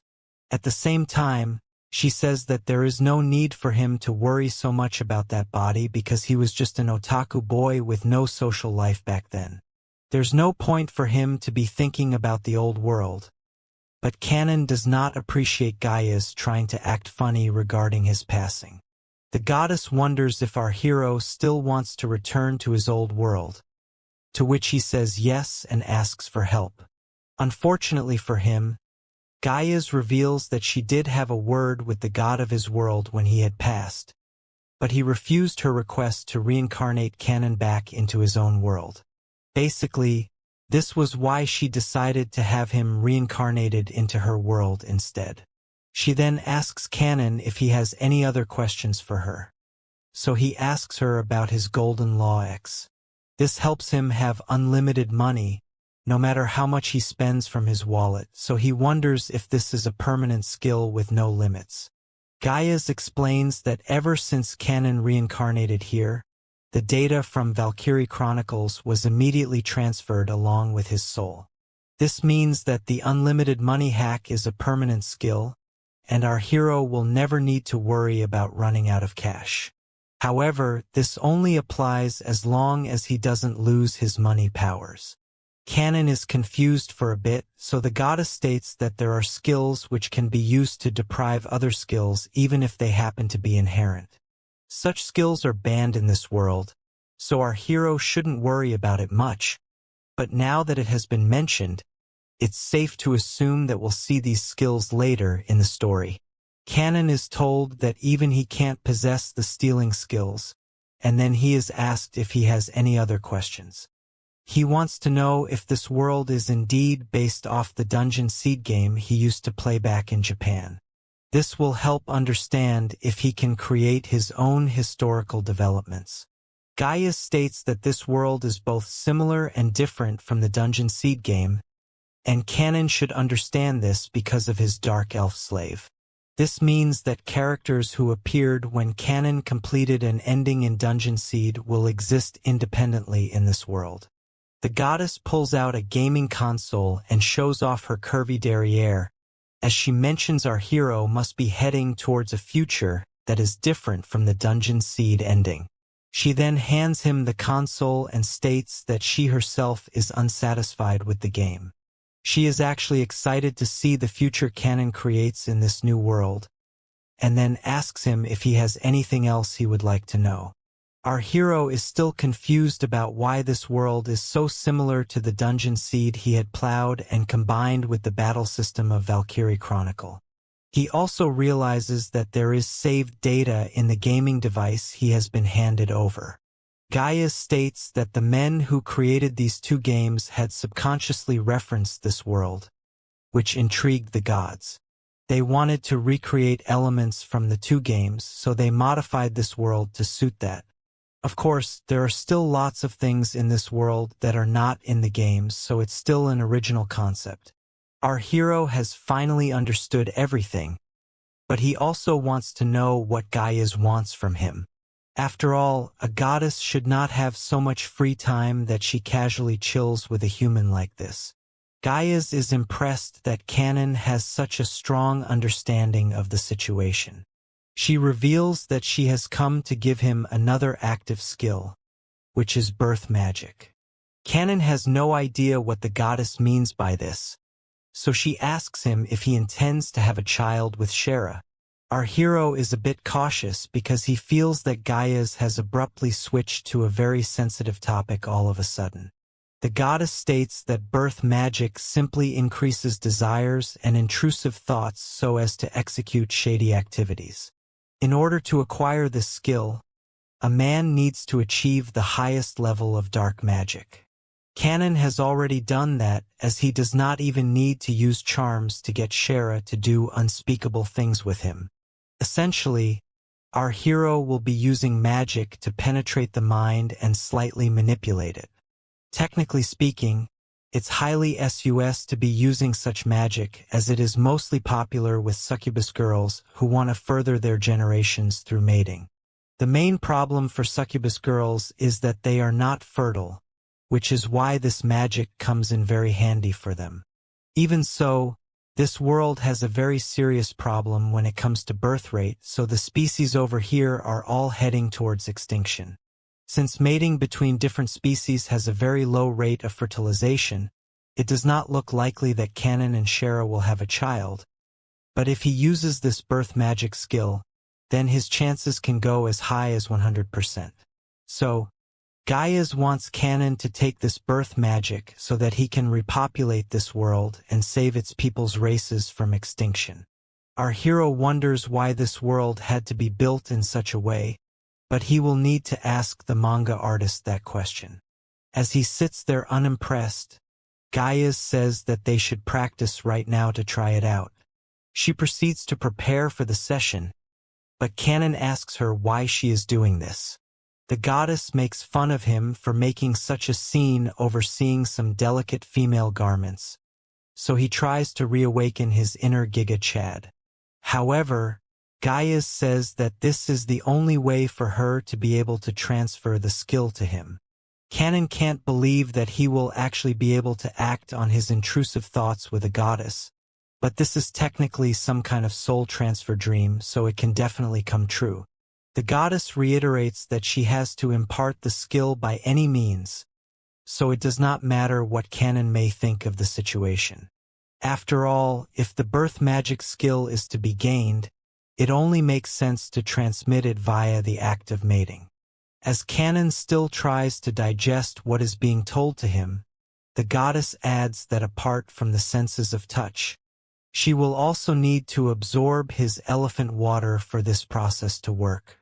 She goes on to keep Kanon's eyes wide open because she wants him to enjoy this sight thoroughly. Gaia tells our hero that if there is anything he still does not understand, then he will need to figure it out himself. As expected, he is very nervous and does not know how to go about this, so the goddess tells him to be confident. With that, Kanon awakens the power of Rizz and unleashes his best skills on the goddess. He emerges victorious after an intense session, and he has left her unable to move. This is quite the achievement for our hero, but he tells Gaia that he needs to go back to his slave girls now. Suddenly, his stat bar opens up and asks him if he would like to take the god core from Gaia's. He does not know what this means, but he figures it must be a trap set by the goddess, so he chooses the option of no. As he does this, our hero suddenly wakes up in his bed and wonders if everything he just saw was actually a dream or real life. At first, he really believes that he has experienced a rather spicy dream, but then he realizes that it was all true as his stat bar opens in front of him. He has indeed gained the birth magic skill, which includes life absorb and eye charming as sub-skills. Now we move to Anna, who is screaming the word no cutely while punching a target figure. Kanon guesses that his slave girl must be imagining the doll as a very bad person, which is why she is screaming at it while she hits it. That's when we learn that Kanon is now personally training Anna. We are then taken to a flashback to a few hours ago where Shera happily greets her master with a smile. They wish each other good morning, and then Shera gets to preparing breakfast. Our hero notices Anna also sitting at the table and realizes that his slave girl has decided to stay with him after the choice he gave her earlier. Now that his harem has officially grown, Kanon tries to figure what to do today. He asks Anna if she can help Shera prepare breakfast, but the elf girl says that she will be the one to cook the food. Kanon wants to know what's wrong, so Shera reveals she had spoken to Anna earlier and learned that she has never been in the kitchen before. Our hero can't believe it, but Anna admits that she was only used by her previous masters for the purpose of cleaning the house or delivering goods. She apologizes, but Kanon says it's all right and she has nothing to feel guilty about. Shera also says that Anna can learn how to cook from now on, so she agrees to it. Is our hero going to use his slave girls for more than cooking on a regular basis? And what's going on with Gaia's? Has she managed to recover from her shady session with Kanon? Now that our hero Kanon has conquered a literal goddess in unspeakable fashion, he can freely tell his slave girls what to do. Even then, he asks Anna not to be so disheartened by her inability to cook for her master. As long as she has the heart to do it, she can serve our hero to her fullest ability. Now, Kanon tells Anna to go wash her face, after which she should also change her clothes and makeup. After all, it doesn't make sense for the main character to have a slave girl who isn't a 10. Kanon tells his girls that after breakfast, they are going to step out, so Anna asks him where they will be off to. That's when Shera reveals to her that Kanon is going to be training her today. We then shift to Anna in the middle of her training session where she is mercilessly attacking the target dummy. Kanon watches on as his slave girl punches the dummy with a hilarious ferocity, and he is not at all impressed by what he is seeing. However, he decides to let it be for now, and asks Anna to come towards him. He asks his slave girl if she has any experience in martial arts at all, and she reveals that she does know the basics. Kanon is pleased to hear this, so he tells Anna that before she hits her opponent, she needs to keep one very important thing in mind. She must not let her body float at all, and this takes her aback. Kanon explains that every time Anna goes to punch the dummy, her center of gravity moves a bit too much, and it could be a problem for her when she's in a real fight. This is a key point when it comes to physical combat, especially when there are people like Drake and the Diddler out there. Anna argues that she won't have much arm strength if she tries to use such a method, so in that case, she won't be able to land much damage. Kanon is surprised to hear that his slave girl wishes to use more power and inflict more harm upon her opponent. This leads him to comment that Anna still does not know the basics of martial arts, which is probably why she should be left to the kitchen. Anyway, our hero is a generous man, so he explains to Anna why it is dangerous to let her body float like that apart from in the bedroom. He thinks of a way to explain it best to her, so he comes up with a reference example. He invites Shera to come over and give him a hand, to which she immediately agrees. Now, Kanon tells Anna that in an actual battle she will be dealt with as follows. He mimics Anna's style of attack, but Shera is able to displace his move with ease. On top of that, she is also able to launch a counter-attack which she stops right before hitting her master. Kanon thanks Shera for the support, and then he tells Anna that if she goes in blindly without a strong center of gravity, then her opponents will be able to easily dodge her attacks while also launching effective counters. He adds that Shera only used her bare hands over here, but if she had a knife, then that would have been the end of his head. Our hero says this to convey how easy it is to lose one's life in the blink of an eye during battle. Anna panics rather cutely and asks her master how she can overcome this challenge. He says that it's a rather simple process of imagining a single spot in her body where her center of gravity lies. He continues to guide his slave girl on how to identify and control this center of gravity by asking her to imagine a shaft coming from the ground. Anna must use this shaft as her central point of rotation, and she should only move around that axis. The hit points are above and below for her, and she must focus on transferring the force of her center of gravity to her fist. She must also take care not to let her arms stretch too much because she needs to be ready for the next attack. The only thing that should be stretched is her kitty when she gets hit with those intrusive thoughts. Nobody would have believed that maths would come in handy during combat, but our hero is indeed an omnipotent being. What Kanon basically wants to tell Anna is that she should not release her fists from her hands, but rather from her hips. She must also hold her hips firmly, which is something Kanon would like to do to her anyway. This becomes a bit too much for the bunny girl to take in, so our hero figures he's been talking for too long. It's time for the next example, so Anna will need to pay close attention to him now. Kanon prepares his fist as he faces the target dummy and instantly launches a punch that is probably only a few inches away from it. He is able to completely destroy the dummy with that one punch, and it would even make Saitama proud. Kanon strikes a heroic pose after launching his attack, and then he turns back to Anna to let her know how easy this is. However, she is shocked to see how powerful her master is, and complains that she did not get a single thing he just said.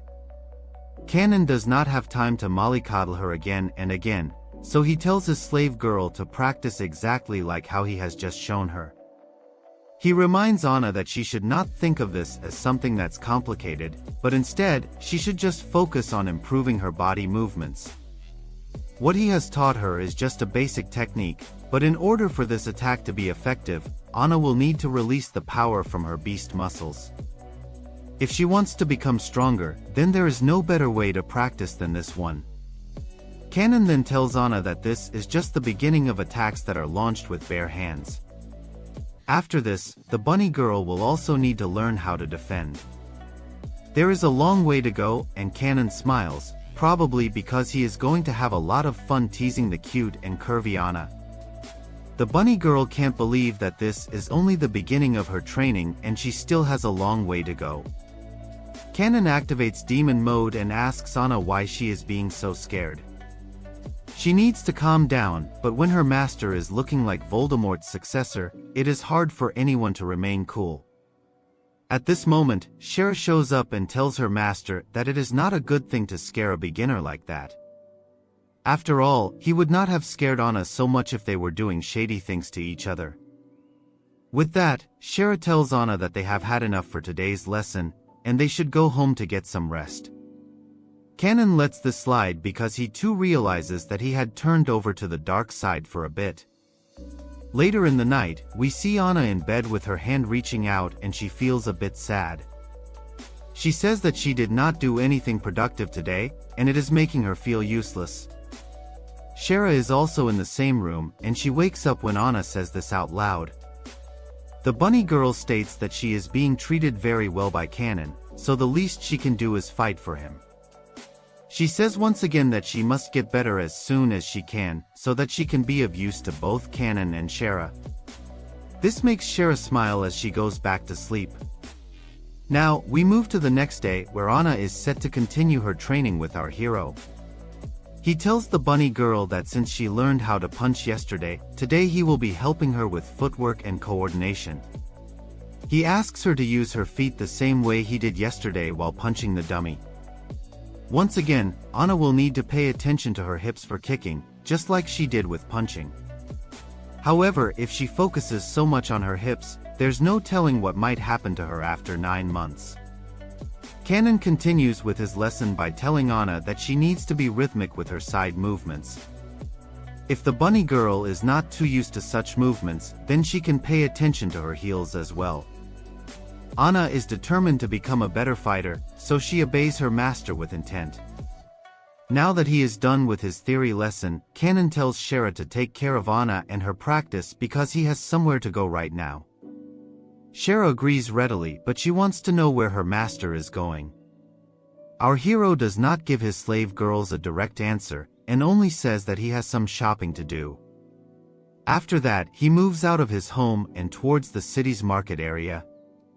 He approaches a place which is the French word for afternoon, and is greeted by a cute and curvy cat girl. She asks him if he is coming alone, but he says that a friend of his is waiting for him. That's when he notices his buddy waving at him, so he heads towards the table while the cat girl goes to get the menu for him. The friend tells Kanan that he is on time, which is a good thing. The men then talk about how this city is running out of places to date, but even so, this store is great, just judging from the cute and curvy cat girl. The friend then comments on how the sweets over here are very nice, but we don't know if he's talking about actual food or kitties. The friend says that people normally do not come here to exchange information, but that would only make this a better undercover spot. The friend continues to say that he loves sweets, and this prompts Kanan to comment that he feels as if he is at a ladies' tea party. Now, a cute waitress arrives and the friend orders for shortcake and milk. Kanan is shocked to see how delicious the food looks, and then he is asked if he would like to order something. Our hero asks for the cafe's most popular red tea, but the friend is surprised that he is not ordering for cake. He insists that the fruit cake over here is #1 in the whole kingdom, so Kanan should definitely try one. Our hero does not know how to say no, and he tells us that he feels scared to eat cakes with this uncle. That's when we learn that this is Dine, who is a smuggler, and not at all like the player uncle from Instagram. Dine happens to be a member of the Valkyrie Chronicles and was also the man who showed Kanan the slave market from where Shera was being auctioned.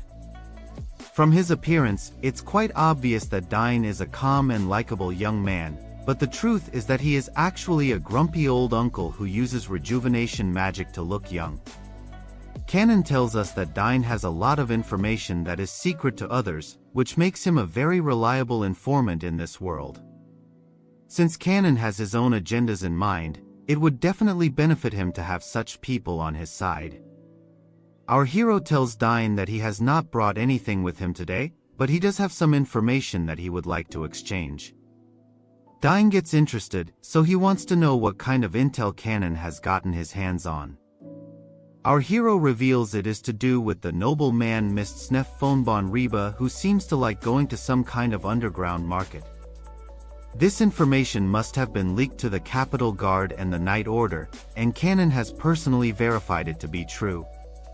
He then tells Dine that he should make use of this intel as the cute cafe girls continue to serve them. The uncle thanks our hero for this information and asks if there is anything else to talk about. Kanon says that he is aware of the situation regarding Marquis Goria Shera and his demise, which surprises Dine because this was supposed to be top secret information.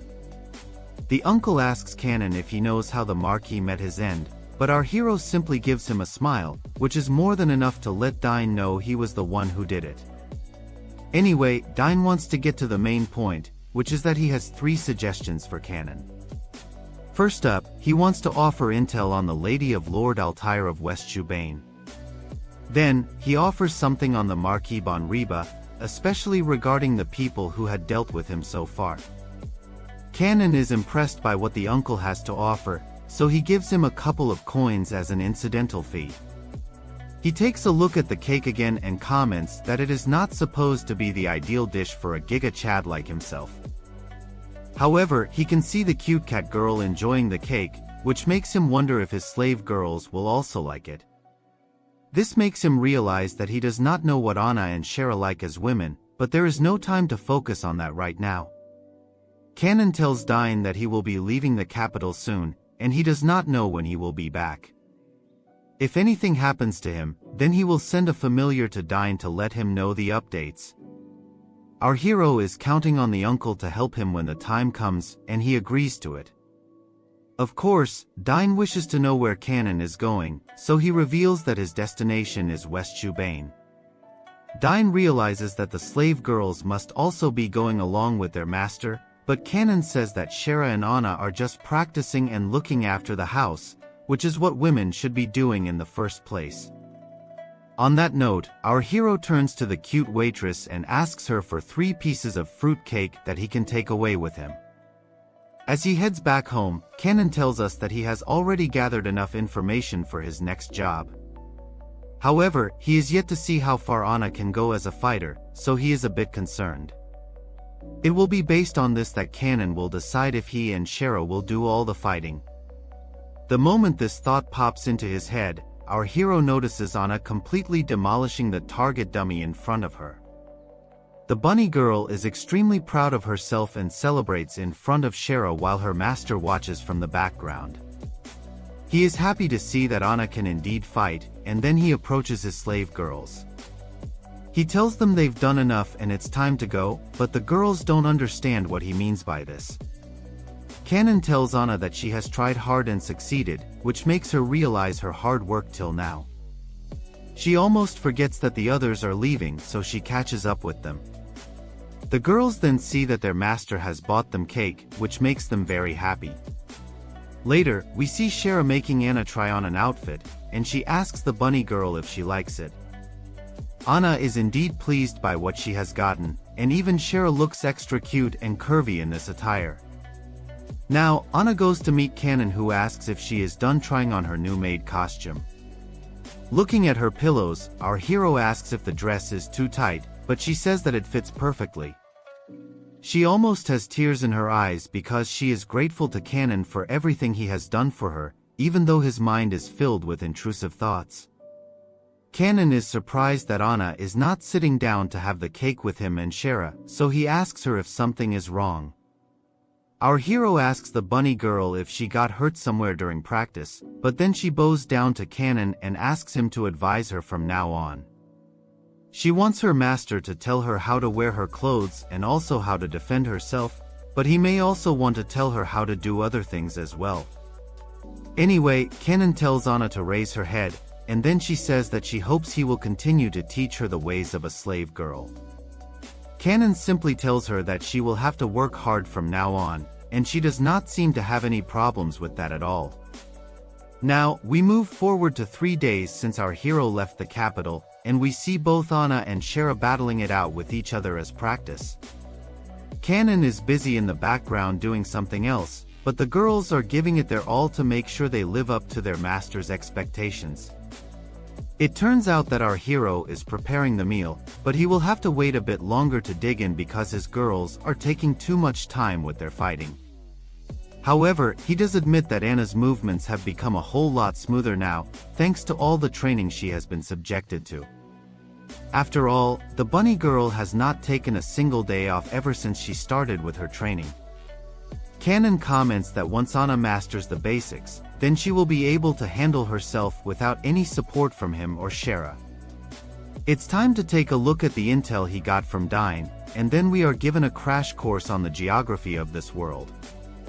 Apparently, there are two great countries and America isn't one of them.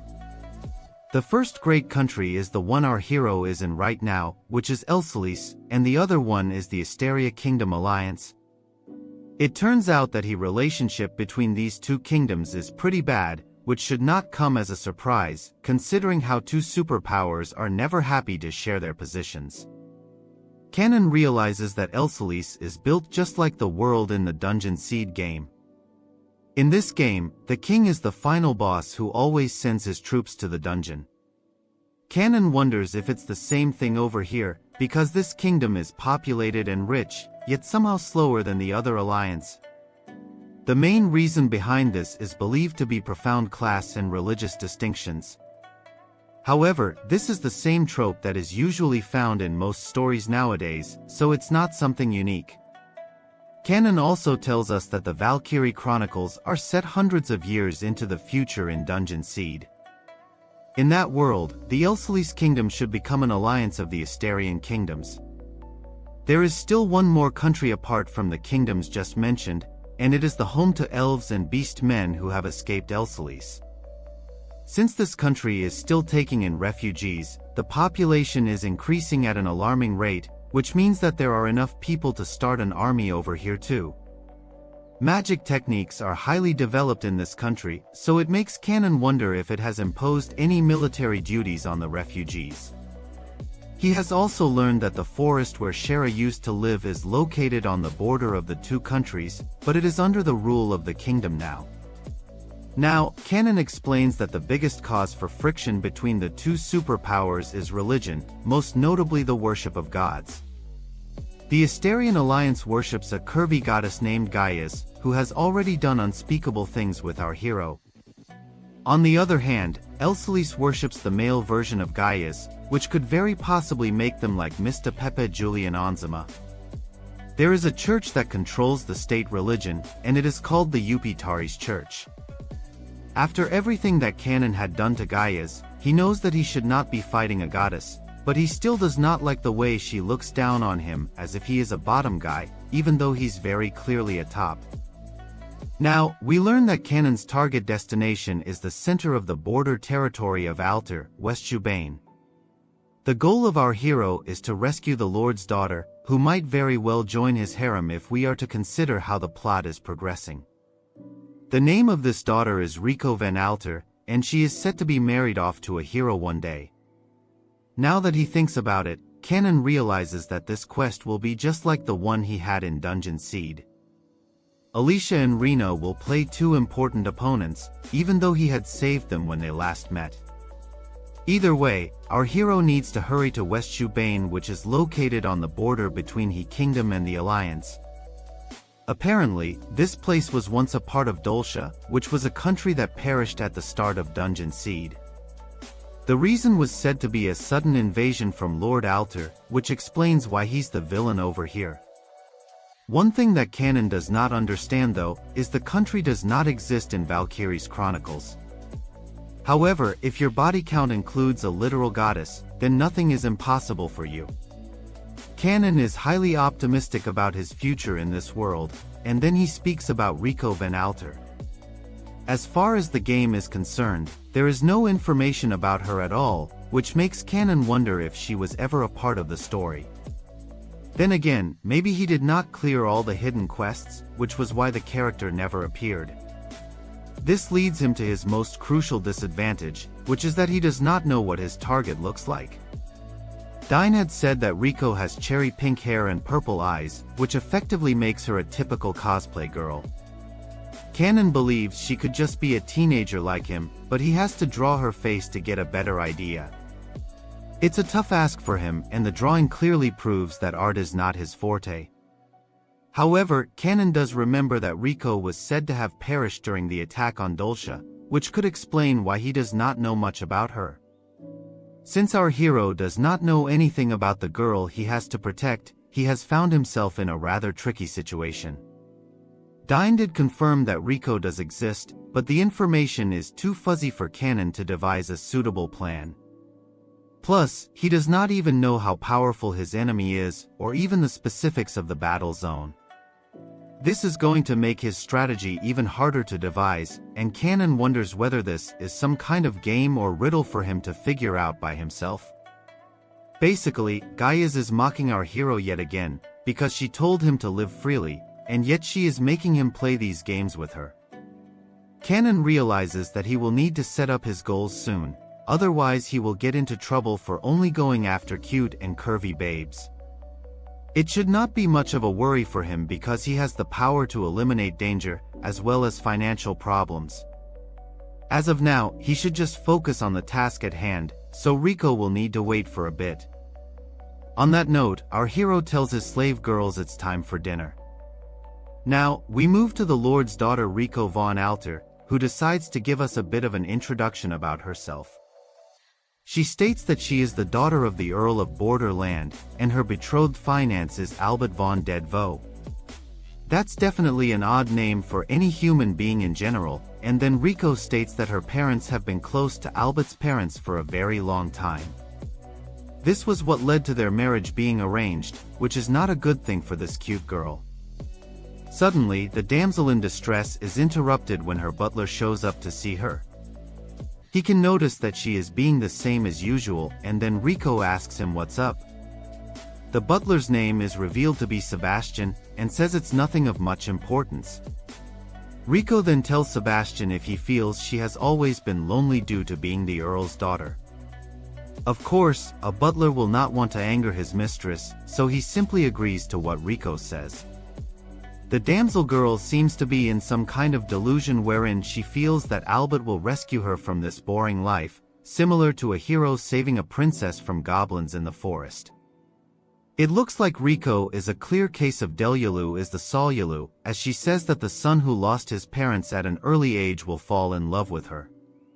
Together with Albert, Rico wishes to pledge the future and is eagerly waiting for him to come and take her away from this boring life. Sebastian once again has no other choice but to agree with Rico because he has a family to support. Rico once again says that she is an imprisoned girl in the countryside and she is hopelessly waiting for a hero to come and save her, just like she has read in the stories she had heard as a child. Sebastian is lost for words as he awkwardly stands there while Rico seems to console herself for being a pitiful girl. She once again looks at Sebastian for validation, which he does provide to her, but also begs her not to let such words out of the space. Rico promises not to do such a thing and reassures her butler that she would never want to spread rumors that could put her father's reputation in danger. At this very moment, another servant shows up and tells the princess that something big has happened, which is why he has to interrupt her chat with Sebastian. It turns out that there are robbers who have entered the castle, so Rico asks about her father. The servant is not so sure about the Earl, but he wants Rico to run away with Sebastian, who is to take her to Albert right now. Rico is shocked to hear that her opportunity to go to the royal capital has come at such an inopportune time, but then she feels a bit suspicious about the man who has just come in here. She does not recognize him one bit and wonders when he got admitted into the castle. It's at this very moment when Sebastian reveals that he has been an imposter among us all along. The butler knocks out Rico while apologizing to her, just like your typical traitor. Later, Rico seems to regain her consciousness, and then she sees Sebastian in front of her, along with all the robbers. She can also hear another voice which is very familiar, and that's when we see Rico tied up as a hostage. She follows the sounds and notices that her own father has been beaten up and is kept as a hostage in front of her. Sebastian then turns to the Earl and tells him that they have been friends for a very long time, but he also draws a sword, which is not a good indicator. And just like that, Sebastian stabs his lord with the sword, seemingly ending his life in front of his daughter's own eyes. The butler states that his family has been serving the Alter family for a very long time, so it must be hard to digest why he is committing such a horrific act. The Earl is shown to still be alive and breathing, so Sebastian decides to at least explain his motivations. Basically, from the time of his father, Sebastian was told by the king to take back all the lands with dragon veins from people like the Earl, who are of foreign blood. More than anything else, his patience has reached its limit, which is probably why he has finally given in to the dark side. Sebastian then lets out a little rant talking about how royal blood people such as him should not be bowing down or serving foreigners like the Earl and Rico. All of this is a bit too much for the damsel in distress to hear, because she has no idea about being an outsider or even about the dragon veins Sebastian has mentioned. The butler is surprised that the Earl did not tell his daughter anything about the dragon veins, but the father says that it would not matter to Rico what facts or fiction may be. Now, Sebastian awakens the dark side and tells the Earl that Rico's curvy will be used to entertain the thieves that have broken into the castle. What's worse is that the father will have to watch this while he slowly bleeds out. The servant imposter who broke in earlier licks his lips like Diddy and says that it's time to awaken the diddler within. What follows is a series of shady acts, but Rico's purity is still intact for now. The princess cries about why this is happening to her, and she calls out to her imaginary Alba to come and save her from this mess. Luckily for her, Sebastian notices someone moving around the area, and he wants to know who this is. The butler calls out to this mysterious person and dares them to show themselves, but this was just asking for punishment. It's none other than Anna, who seems to have some weird kind of superhero costume on, but that doesn't matter because she is here to rescue Rico. Sebastian does not like the fact that a beast girl has come to the scene, so he orders his men to take care of her. Of course, they have no idea about the kind of training Anna has gone through, and she teaches all of them a lesson they will never forget. The main fighter manages to take her first blow, but he can't believe that someone would dare to challenge him this way. He tries to launch his own attack on the bunny girl, but it is of no use as she unleashes an attack so powerful that it manages to rip her opponent in half. It looks like Anna has also picked up the 1-inch punch from her master, and it serves as the perfect cue for him to make his own appearance. Cannon enters with his slave girls standing in front of him, and he likens the enemy to nothing more than a bunch of ants who have come to taste a sugar cube, meaning Rico. Our hero then tells his opponents that they better run fast, otherwise he is going to end them all. Of course, we will need some kind of backstory on how this came to be, so we are taken to a flashback right before the thieves entered the castle. Shera shows up in her armor and asks Cannon if they are going to just attack the enemy directly. He is a bit taken aback by her choice of attire, but maintains that stupid enemies should not intimidate them in any way. Our hero takes a good look at the situation, and he admits that things are a bit serious because he has a princess to save. Now, we move back to the present where Cannon tries to make an assessment of his opponents. At first, he had thought they were 6 people, and if all of them weren't that strong, then it would have been easy to defeat them. However, by his count, there could be more than 7 enemies, as some of the others may be masquerading somewhere else. Now, Cannon sets his eyes on Rico, and he knows that she is the current target. From her current state, our hero realizes that what he had predicted was correct, but it has moved at a much faster pace than he had expected. What's more is that the man lying on the floor is none other than Lord Alter, which means that Cannon has arrived a bit later than he would have wanted to. Luckily for him, Lord Alter raises his head to reveal he is still alive, so all hope is not yet lost.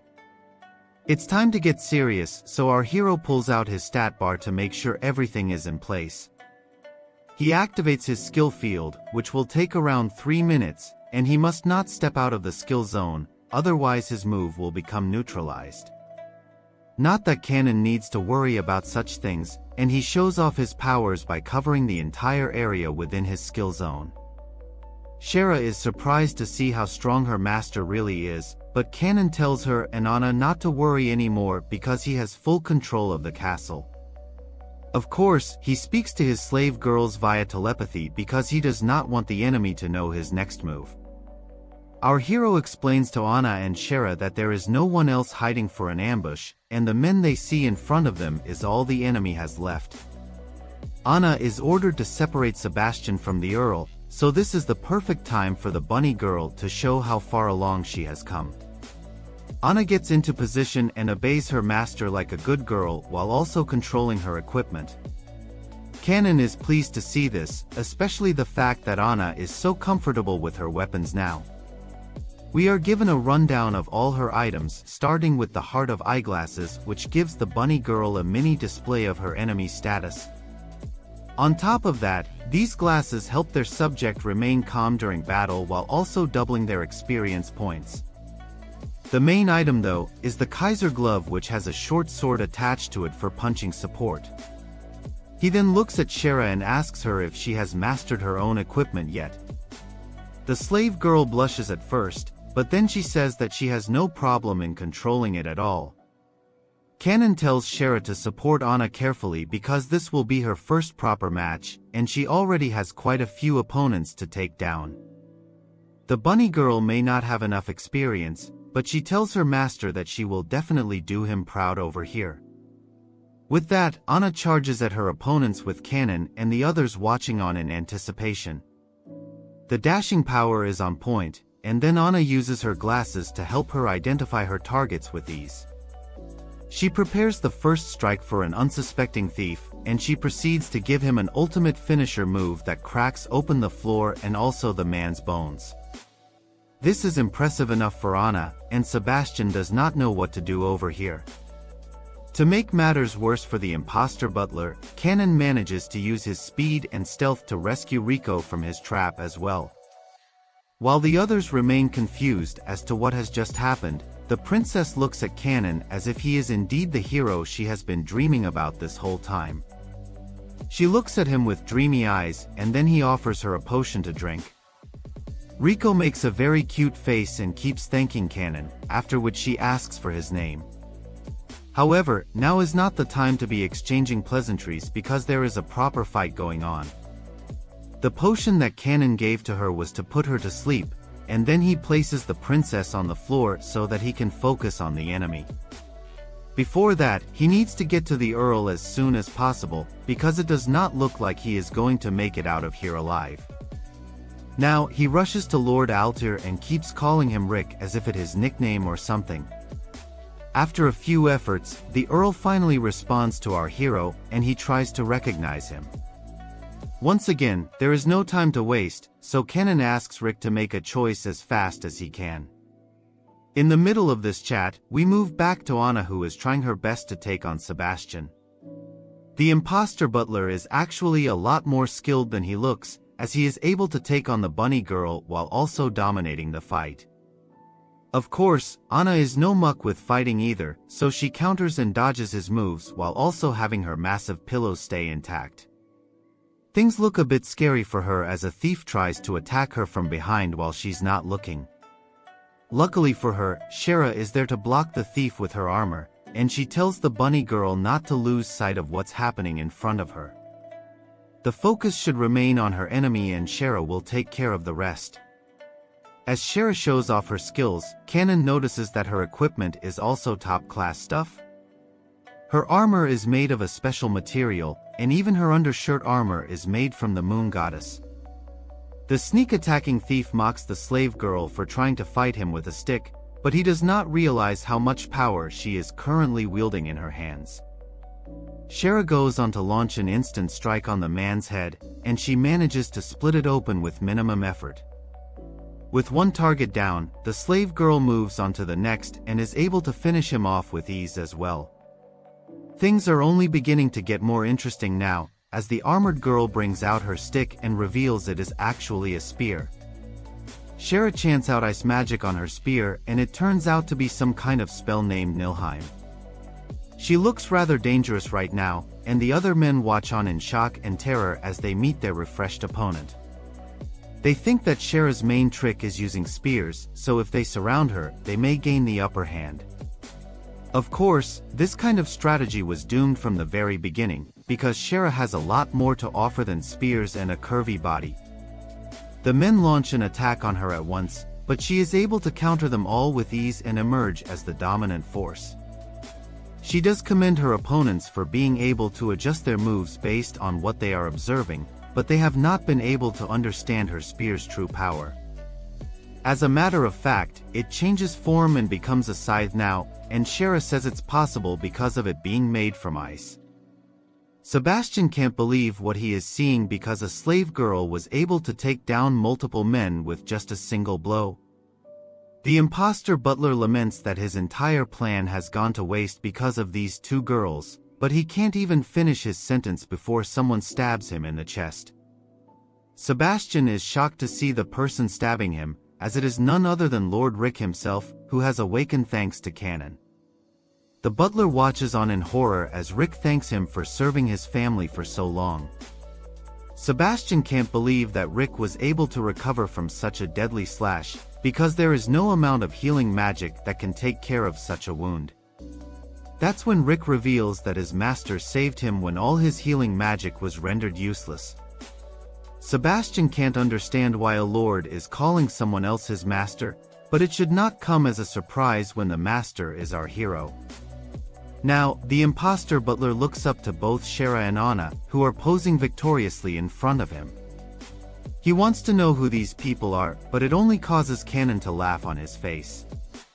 He tells the butler that it's time to talk business while also telling his slave girls they have done a great job despite being so late to the party. The whole mission went a lot smoother than he had anticipated, so he can really trust his babes now. Now, it's time to land the checkmate move, which Cannon calls his main dish. Sebastian watches with fear, but our hero tells him not to be scared of his slave girls, as they won't bite him. Instead, Cannon is going to be the one who will offer a service to the imposter butler. Our hero laughs while saying Sebastian can use all his strength to escape, but it still won't do him any good as he will not be allowed to leave. This kind of violation is worse than the public humiliation Drake received from Kendrick, so Sebastian tells Cannon not to underestimate him at all. With that, the imposter butler charges at Cannon with all his might and tries to attack him with his sword. However, it is here where he realizes something else about our hero. Cannon laughs at Sebastian once again, because he can't believe the butler has been so ignorant till now. Sebastian is super confused, so Cannon reminds him that he has been dealt the ultimate move in chess. With that, demonic spirits come out of Cannon and present themselves to the butler. Our hero says that all the darkness within this place only exists to serve him, so the only way for Sebastian to live is to escape from his hands. Sebastian is still trying to understand what this darkness has to do with Cannon, and then our hero reveals that his only true weakness is his real body. Cannon can't move while he is using his skill, but that does not matter because he is basically untouchable with all the demons roaming around him.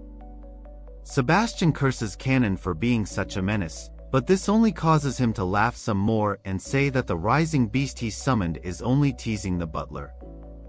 Cannon has asked the beast not to lock one of Sebastian's hands because he wanted to test if he was skilled enough to move efficiently. However, things have become boring for him now, so he decides he does not want to play with the imposter butler anymore. Cannon asks his demons if they should take something more from Sebastian, which confuses him at first, but then he is made to realize his situation instantly. The demons rip his arm off his body, which is a rather unpleasant sight, and it makes Sebastian writhe in pain. All of this is entertaining to Cannon, thus proving him to be a sadist in the making. Our hero is not too impressed by his victim's struggle, so he snaps his fingers like Thanos. Sebastian watches on as his arm continues to bleed out, and then he begins to cough aggressively. The imposter butler begs for mercy and he tells Cannon that he will never do such a thing ever again in his life. After all, he was only carrying out the duties that were given to him by the king, so he was technically just being a good employee. However, our hero believes in the startup ideology and tells Sebastian he does not care. Of course, there's also the matter of the imposter butler trying to do unspeakable things to Rico in front of her bleeding father, which is almost as disgusting than Hollywood's secrets.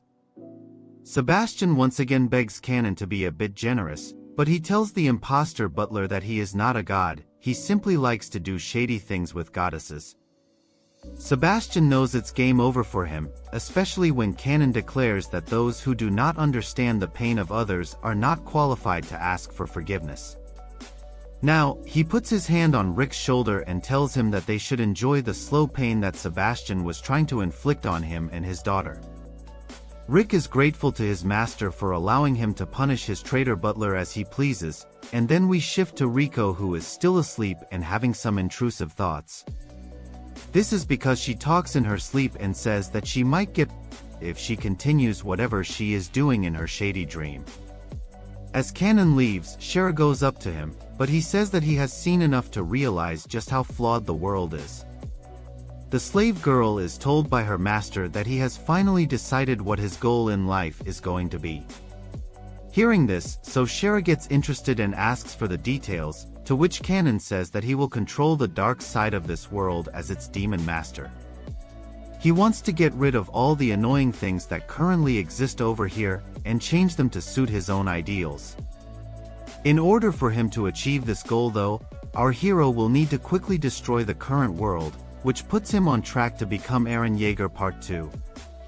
Now, we move to the more luxurious section of the palace where Rico seems to have evidently joined Kanon's harem.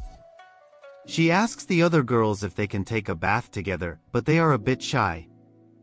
Rico simply tells them to think that they are her maid girls for now, but this could actually lead to all kinds of intrusive thoughts if you are a man of culture.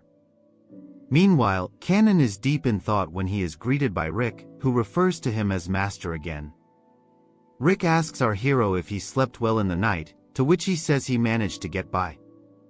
Now, Rick tells Kanon that he has made all the preparations he was asked to do by his master. He is greeted by his slave girls as well, who are looking extra happy and curvy, probably because of whatever they must have done in the bath. Kanon says that he has some urgent business to attend to, so the girls offer to escort him. However, he says that he will be going alone this time because he has some things he needs to finish up on after last night. More importantly, he does not want his slave girls to see what he is about to do, otherwise they may think of him differently. Our hero maintains that he does not wish to do what he is setting out to do, but the situation demands it, so he will try to get done with it quickly and come back. Before leaving, Kanon tells Anna that she should look after Rico while he is gone, and she should also learn a thing or two about daily activities and routines. He also tells Shera to take care of Anna, and then he asks his girls if they would like any presents. This is obviously because of all the hard work they had put in earlier, so he wishes to reward them, even if it may not be a massive prize. Kanon asks the slave girls once again if there is anything specific they would like, so Anna declares that she wants some clothes. Of course, she likes her work clothes as well, but she would also prefer to try on other types of outfits. Kanon then turns to Shera to ask what she wants, but the elf girl acts shy because she does not seem to have anything particular on her mind. As expected, she is too nervous to speak her mind, so Kanon does not bother prodding her any further. Suddenly, Rick goes up to his master and suggests something by whispering it into his ear. This is a massive shocker for our hero, because what Rick has asked is for him to take his daughter as his own babe. Rick seems to be quite keen on it, but our hero is not too sure if he wants to use his elephant so frequently. He tells the Earl that he will take some time to think about this, but Rick thanks him for everything he has done anyway. Of course, Rico is a sight for sore eyes, so our hero is hoping for her to be above the Drake age bracket, but for now, he decides to hold things off before the bogeyman comes for him too. With that, Kanon sets out on his journey, and his three girls wish him all the best. Later, we see him at another location where he seems to be confronting someone. As expected, the person in question is none other than Sebastian, who for some reason has been kept alive. The traitor butler wants to know exactly what our hero wants to do with him, because even he knows that he is not being kept alive out of the goodness of Kanon's heart. However, Sebastian is in for a hard truth when our hero reveals that he has already been ended. The butler is only alive right now as a zombie thanks to Kanon's magic. Since he has a lot to do for his subordinates, our hero wishes to know each and everything that Sebastian is aware of, because there clearly seem to be other villains in hiding. The butler takes a while to answer, so Kanon reminds him that he might be a zombie, but he still fears pain. He wants his answer quickly, but instead, we get to see Anna admitting to the fact that she loves sweets. We have been shifted back to the slave girls, who are being made to enjoy a sweet meal by Rico. Shera is not sure if slave girls like themselves should be eating something so fancy, and then she also mentions the shared bath they had. Rico has no problem with either of them because it's been a while since she's been able to talk to girls of her own age. It's a lot of fun for the princess as she has been alone her whole life, and she asks the slave girls if they would like to become her friends. Anna and Shera both agree to this proposition with massive smiles on their faces. At this moment, Kanon comes back and he can see that his girls are having fun with each other. The girls are happy to see their master return, and he says that he has bought a few things for them. Anna wanted clothes, but Kanon admits he's not the best when it comes to picking them. Either way, he hands over the clothes that he did buy for Anna, and she seems to be pleased with what she has been given. Rico and Shera join in on the fun, and this prompts Kanon to comment that the three of them are really getting along with each other. It makes him wonder if he should accept Rick's proposal of taking Rico with him. Now, Kanon turns to Shera and tells her that he has gotten something for her too. Since the elf girl did not say anything in particular, Kanon went ahead and made his own choice in buying her present. After handing over the gift, our hero tells Shera that he has to talk to Rick about a few things, so he will be going out of the room now. After he leaves, Shera opens the box and immediately blushes when she sees her gift. Anna and Rico also want to take a look, and they too are amazed to see that their master has bought a hairband for Shera. Apparently, this is supposed to be a big deal, although hairbands wouldn't get you anything in today's world. Anna states that Kanon's gifts this time have been very impressive, and Rico agrees that both the presents look really pretty. Shera still can't get over the fact that her master bought her something even though she said she did not want a gift. It basically just goes on to show how much he cares for his slave girls. Now, Rico says that it's not always necessary for Kanon to reward the girls with gifts, so they want to understand what she means. The princess states that sometimes, a simple petting of the head is also an affectionate way to reward someone you care about. However, this statement seems to do something to Shera as she makes a rather shocked face, much to the surprise of the other girls. Shera seems to be in some kind of uncontrollable state, so Anna asks her if all is well. She tries to make Shera feel better by saying her hairband looks really cute, but Shera herself knows that she has not been living up to her master's expectations. She feels that she has still not reached the level of a real girl and has a lot of practice left to do. But her words seem to confuse Anna. Shera then asks her how to master the skill of being a charming girl, but this only bamboozles her further. At this moment, Kanon walks into the room and asks what's going on. Shera feels a bit embarrassed, so she says it's nothing at all, and even Anna plays along for now. Anyway, now that he knows what he has to do, we learn that our hero has told Rick that they need to work together from this point forward. Kanon also tells him to inform him once he has news from the capital. Back to his slave girls, Kanon asks them what activities they have planned for the day, but it seems to make them even more conscious. He then explains that they need to pack their things because they will be leaving tomorrow. Shera wants to know where they are heading, so Kanon explains it will involve a lot of camping. This is because they are going towards their future home where they are going to create their very own dungeon. The group heads out, but they need to fill themselves up too and with food, not elephant water.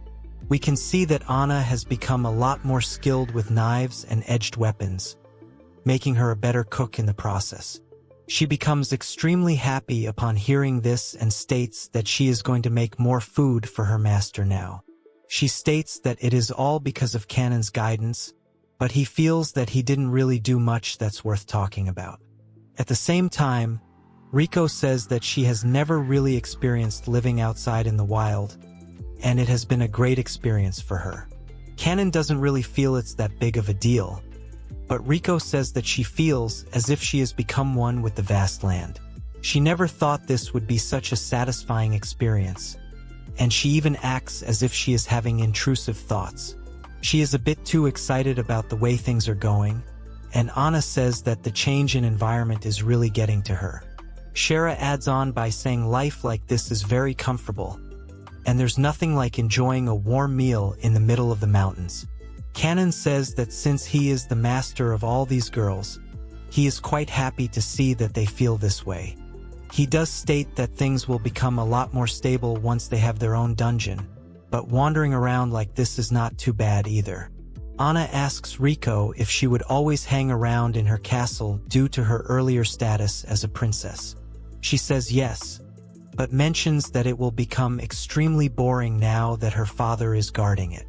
This makes for some interesting conversation between the girls, and Kanen is glad to see them getting along with each other. The team has gotten quite lively, and it's a good thing for a Chad like Kanen. Now, the team ventures into some kind of unknown area which has never been explored before. This seems to be the space that our hero wishes to use as his dungeon area, but it has taken a long time to get here. Our hero apologizes as he may have not read the map properly. Anyway, the girls take a look at the place and they wonder if it is really fine to set up base over here. After all, it's right in the middle of nowhere. Rico seems to be fine with it as it is yet again unexplored territory to her, and the air is great too. Shera seems to have something on her mind, so Anna asks what it is. She says that her body feels so much better and relaxed now. So Kanen realizes that his slave girl has picked up on it. He goes on to reveal that right beneath them is a ley line, and this location is the best one he could find, especially after going on an endless search. The girls are a bit confused, so Kanen goes on to explain that this land possesses hidden powers and he will elaborate on the rest later as there is a lot of detail to cover.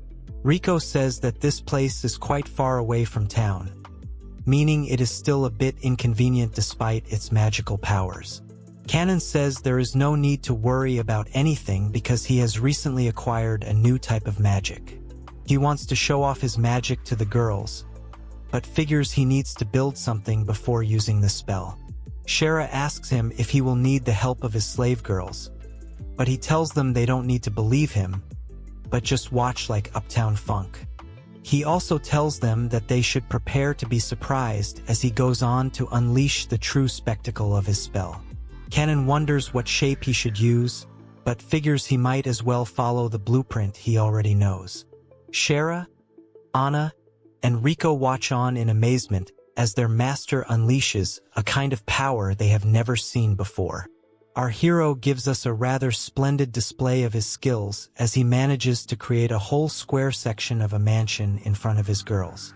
They are still awestruck by this, and Anna comments that Kanen was able to build this entire section from nothing. Rico still can't believe that such a feat is possible, and Shera simply marvels at what is in front of her. Essentially, what Kanen has made over here is gazebo, which is still quite impressive by any standards. Anna does not know what a gazebo is, so Rico explains to her that it is often placed in big yards, usually for people to rest and enjoy the views. Kanen places himself at the gazebo and says that they are going to make their mansion right here, meaning his earlier mention of a dungeon was just mixed up lingo. The girls seem to think that it will take a lot of work to create the surrounding garden, but Kanen simply laughs at how simple their thoughts are. He goes on to say that is not the case, especially with a Chad like himself around. He goes on to state that the gazebo is not some kind of base, but rather a gateway to another zone. Shera is puzzled, but Rico is even more confused because she has no idea what a gateway has to do with their place of residence. It doesn't faze our hero as he wishes for his babes to see it to believe it. He goes on to put his hand through some kind of portal that exists within the gazebo and is able to pass through it quite easily. The girls watch on in shock as their master disappears right before their very eyes. Anna and Shera want to go after Kanon, which makes Rico a little nervous, but she also decides to follow after them in pursuit of her master. The girls pass through the portal as well, and soon enough, they find themselves in another spot. Rico is shocked to see a massive structure that resembles some kind of starry constellation. The girls ask where they are and inquire if they have somehow entered the inside of the gazebo. Kanon corrects them by saying they are not inside, but rather under the gazebo. Anna comments that everything is so pretty here because it's sparkling, and that's when Kanon reveals his new magical ability. It is called teleportation, which means he can bend space to his will. The gazebo he had built on top is actually a teleporter, which was why he was referring to it as a gateway. Our hero says building the underground facility is just like in a game, but he tells his girls he learned it from magical books. Now that they have the teleporter, they can go anywhere they like as long as there is a corresponding place with a teleporter. Kanon then says that he would like place one such gateway in Waste Subbane so that they can get there in no time and meet with Rick. Rico is obviously happy to hear this, because she will be able to meet her dad whenever she wants. Our hero now explains to his babes that they are currently in the master room, which means anything else they build will be surrounding it. This also explains the earlier use of the term dungeon for Kanon's residence. Rico can't believe that magic alone was able to build a place like this, but this leads Anna to ask her if she is unable to use magic. She reveals that she indeed is unable to operate magic despite being a princess, which even Shera finds hard to believe. Kanon seems to be fine with it because there is something he would like to discuss with Rico regarding magic a little later. He has other things to take care of first, such as making a place for long-term settlement. Kanon creates a door and calls it the Anywhere Door, which does not make sense to his slave girls. They ask what it is supposed to do, so Kanon apologizes for not being clear enough. He wants to have a better conversation inside the room, so he tells the girls to follow after him. The room has the vibe of a classroom from school, and then Kanon asks the girls to sit wherever they want. They notice the furniture in the room, but it is from the modern world of Japan, so they don't seem to be familiar with it. There are table sets for a person each all over the room too. Now, the girls get seated as if they are attending a class from Johnny Sins, and then our hero proceeds with his explanation. Anna asks if this has to do with Rico's inability to use magic, to which Kanon agrees. The princess says that she has tried so hard and got so far, but in the end, it doesn't even matter. Kanon explains that he had to fall to lose it all, but in the end, it doesn't even matter for him. With multiple Linkin Park references out of the way, Kanon says that he has discovered something quite interesting recently.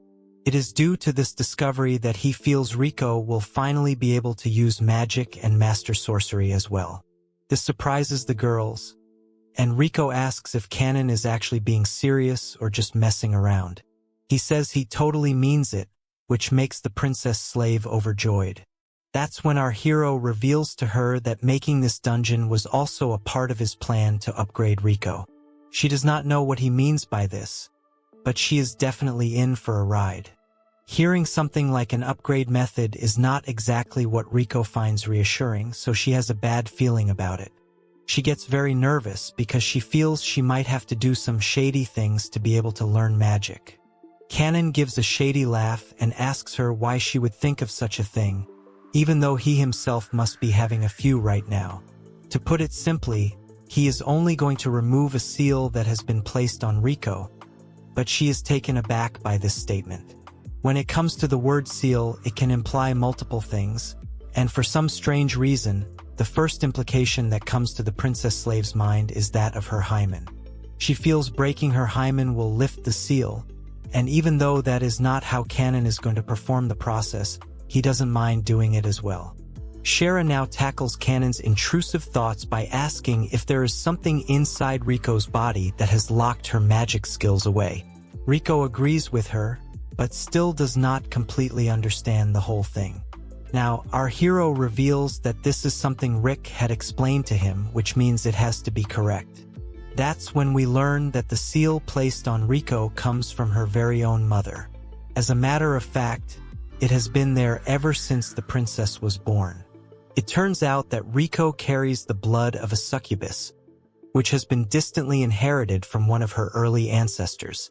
As we all know, succubus girls are highly alluring and can store a lot of mana, but are unable to create any of it. This is why they have to suck the mana out of another host, and they choose all kinds of shady ways to do it. In order to prevent Rico from starting an OnlyFans account, her mother made sure to store away all her succubus pressure points. Once those vital points are blocked off, the rest of the body becomes unable to access mana. This is the main reason why Rico is not able to use magic despite being of royal blood. Shera herself is amazed that the princess slave has such an interesting background story, and she adds that it explains why she keeps saying such shady things over and over again. Anna understands it too, although Rico is unsure of how to react to such statements. Now that all the girls have figured out why Rico can't use magic, Kanon says that the next item on the agenda is to find out the best way to break the seal. Our hero states that he can do it himself, but if he is the only person involved from start to end, then it could cause a lot of problems. Rico asks if there is something she will need to do by herself, to which Kanon reveals that there is an actual succubus residing inside her. Rico has to be the one to communicate and understand this side of her personality if she is to be able to break out of her seal. How exactly is this going to turn out for Rico? And what happened to Gaia, the goddess that Kanon violated with his elephant?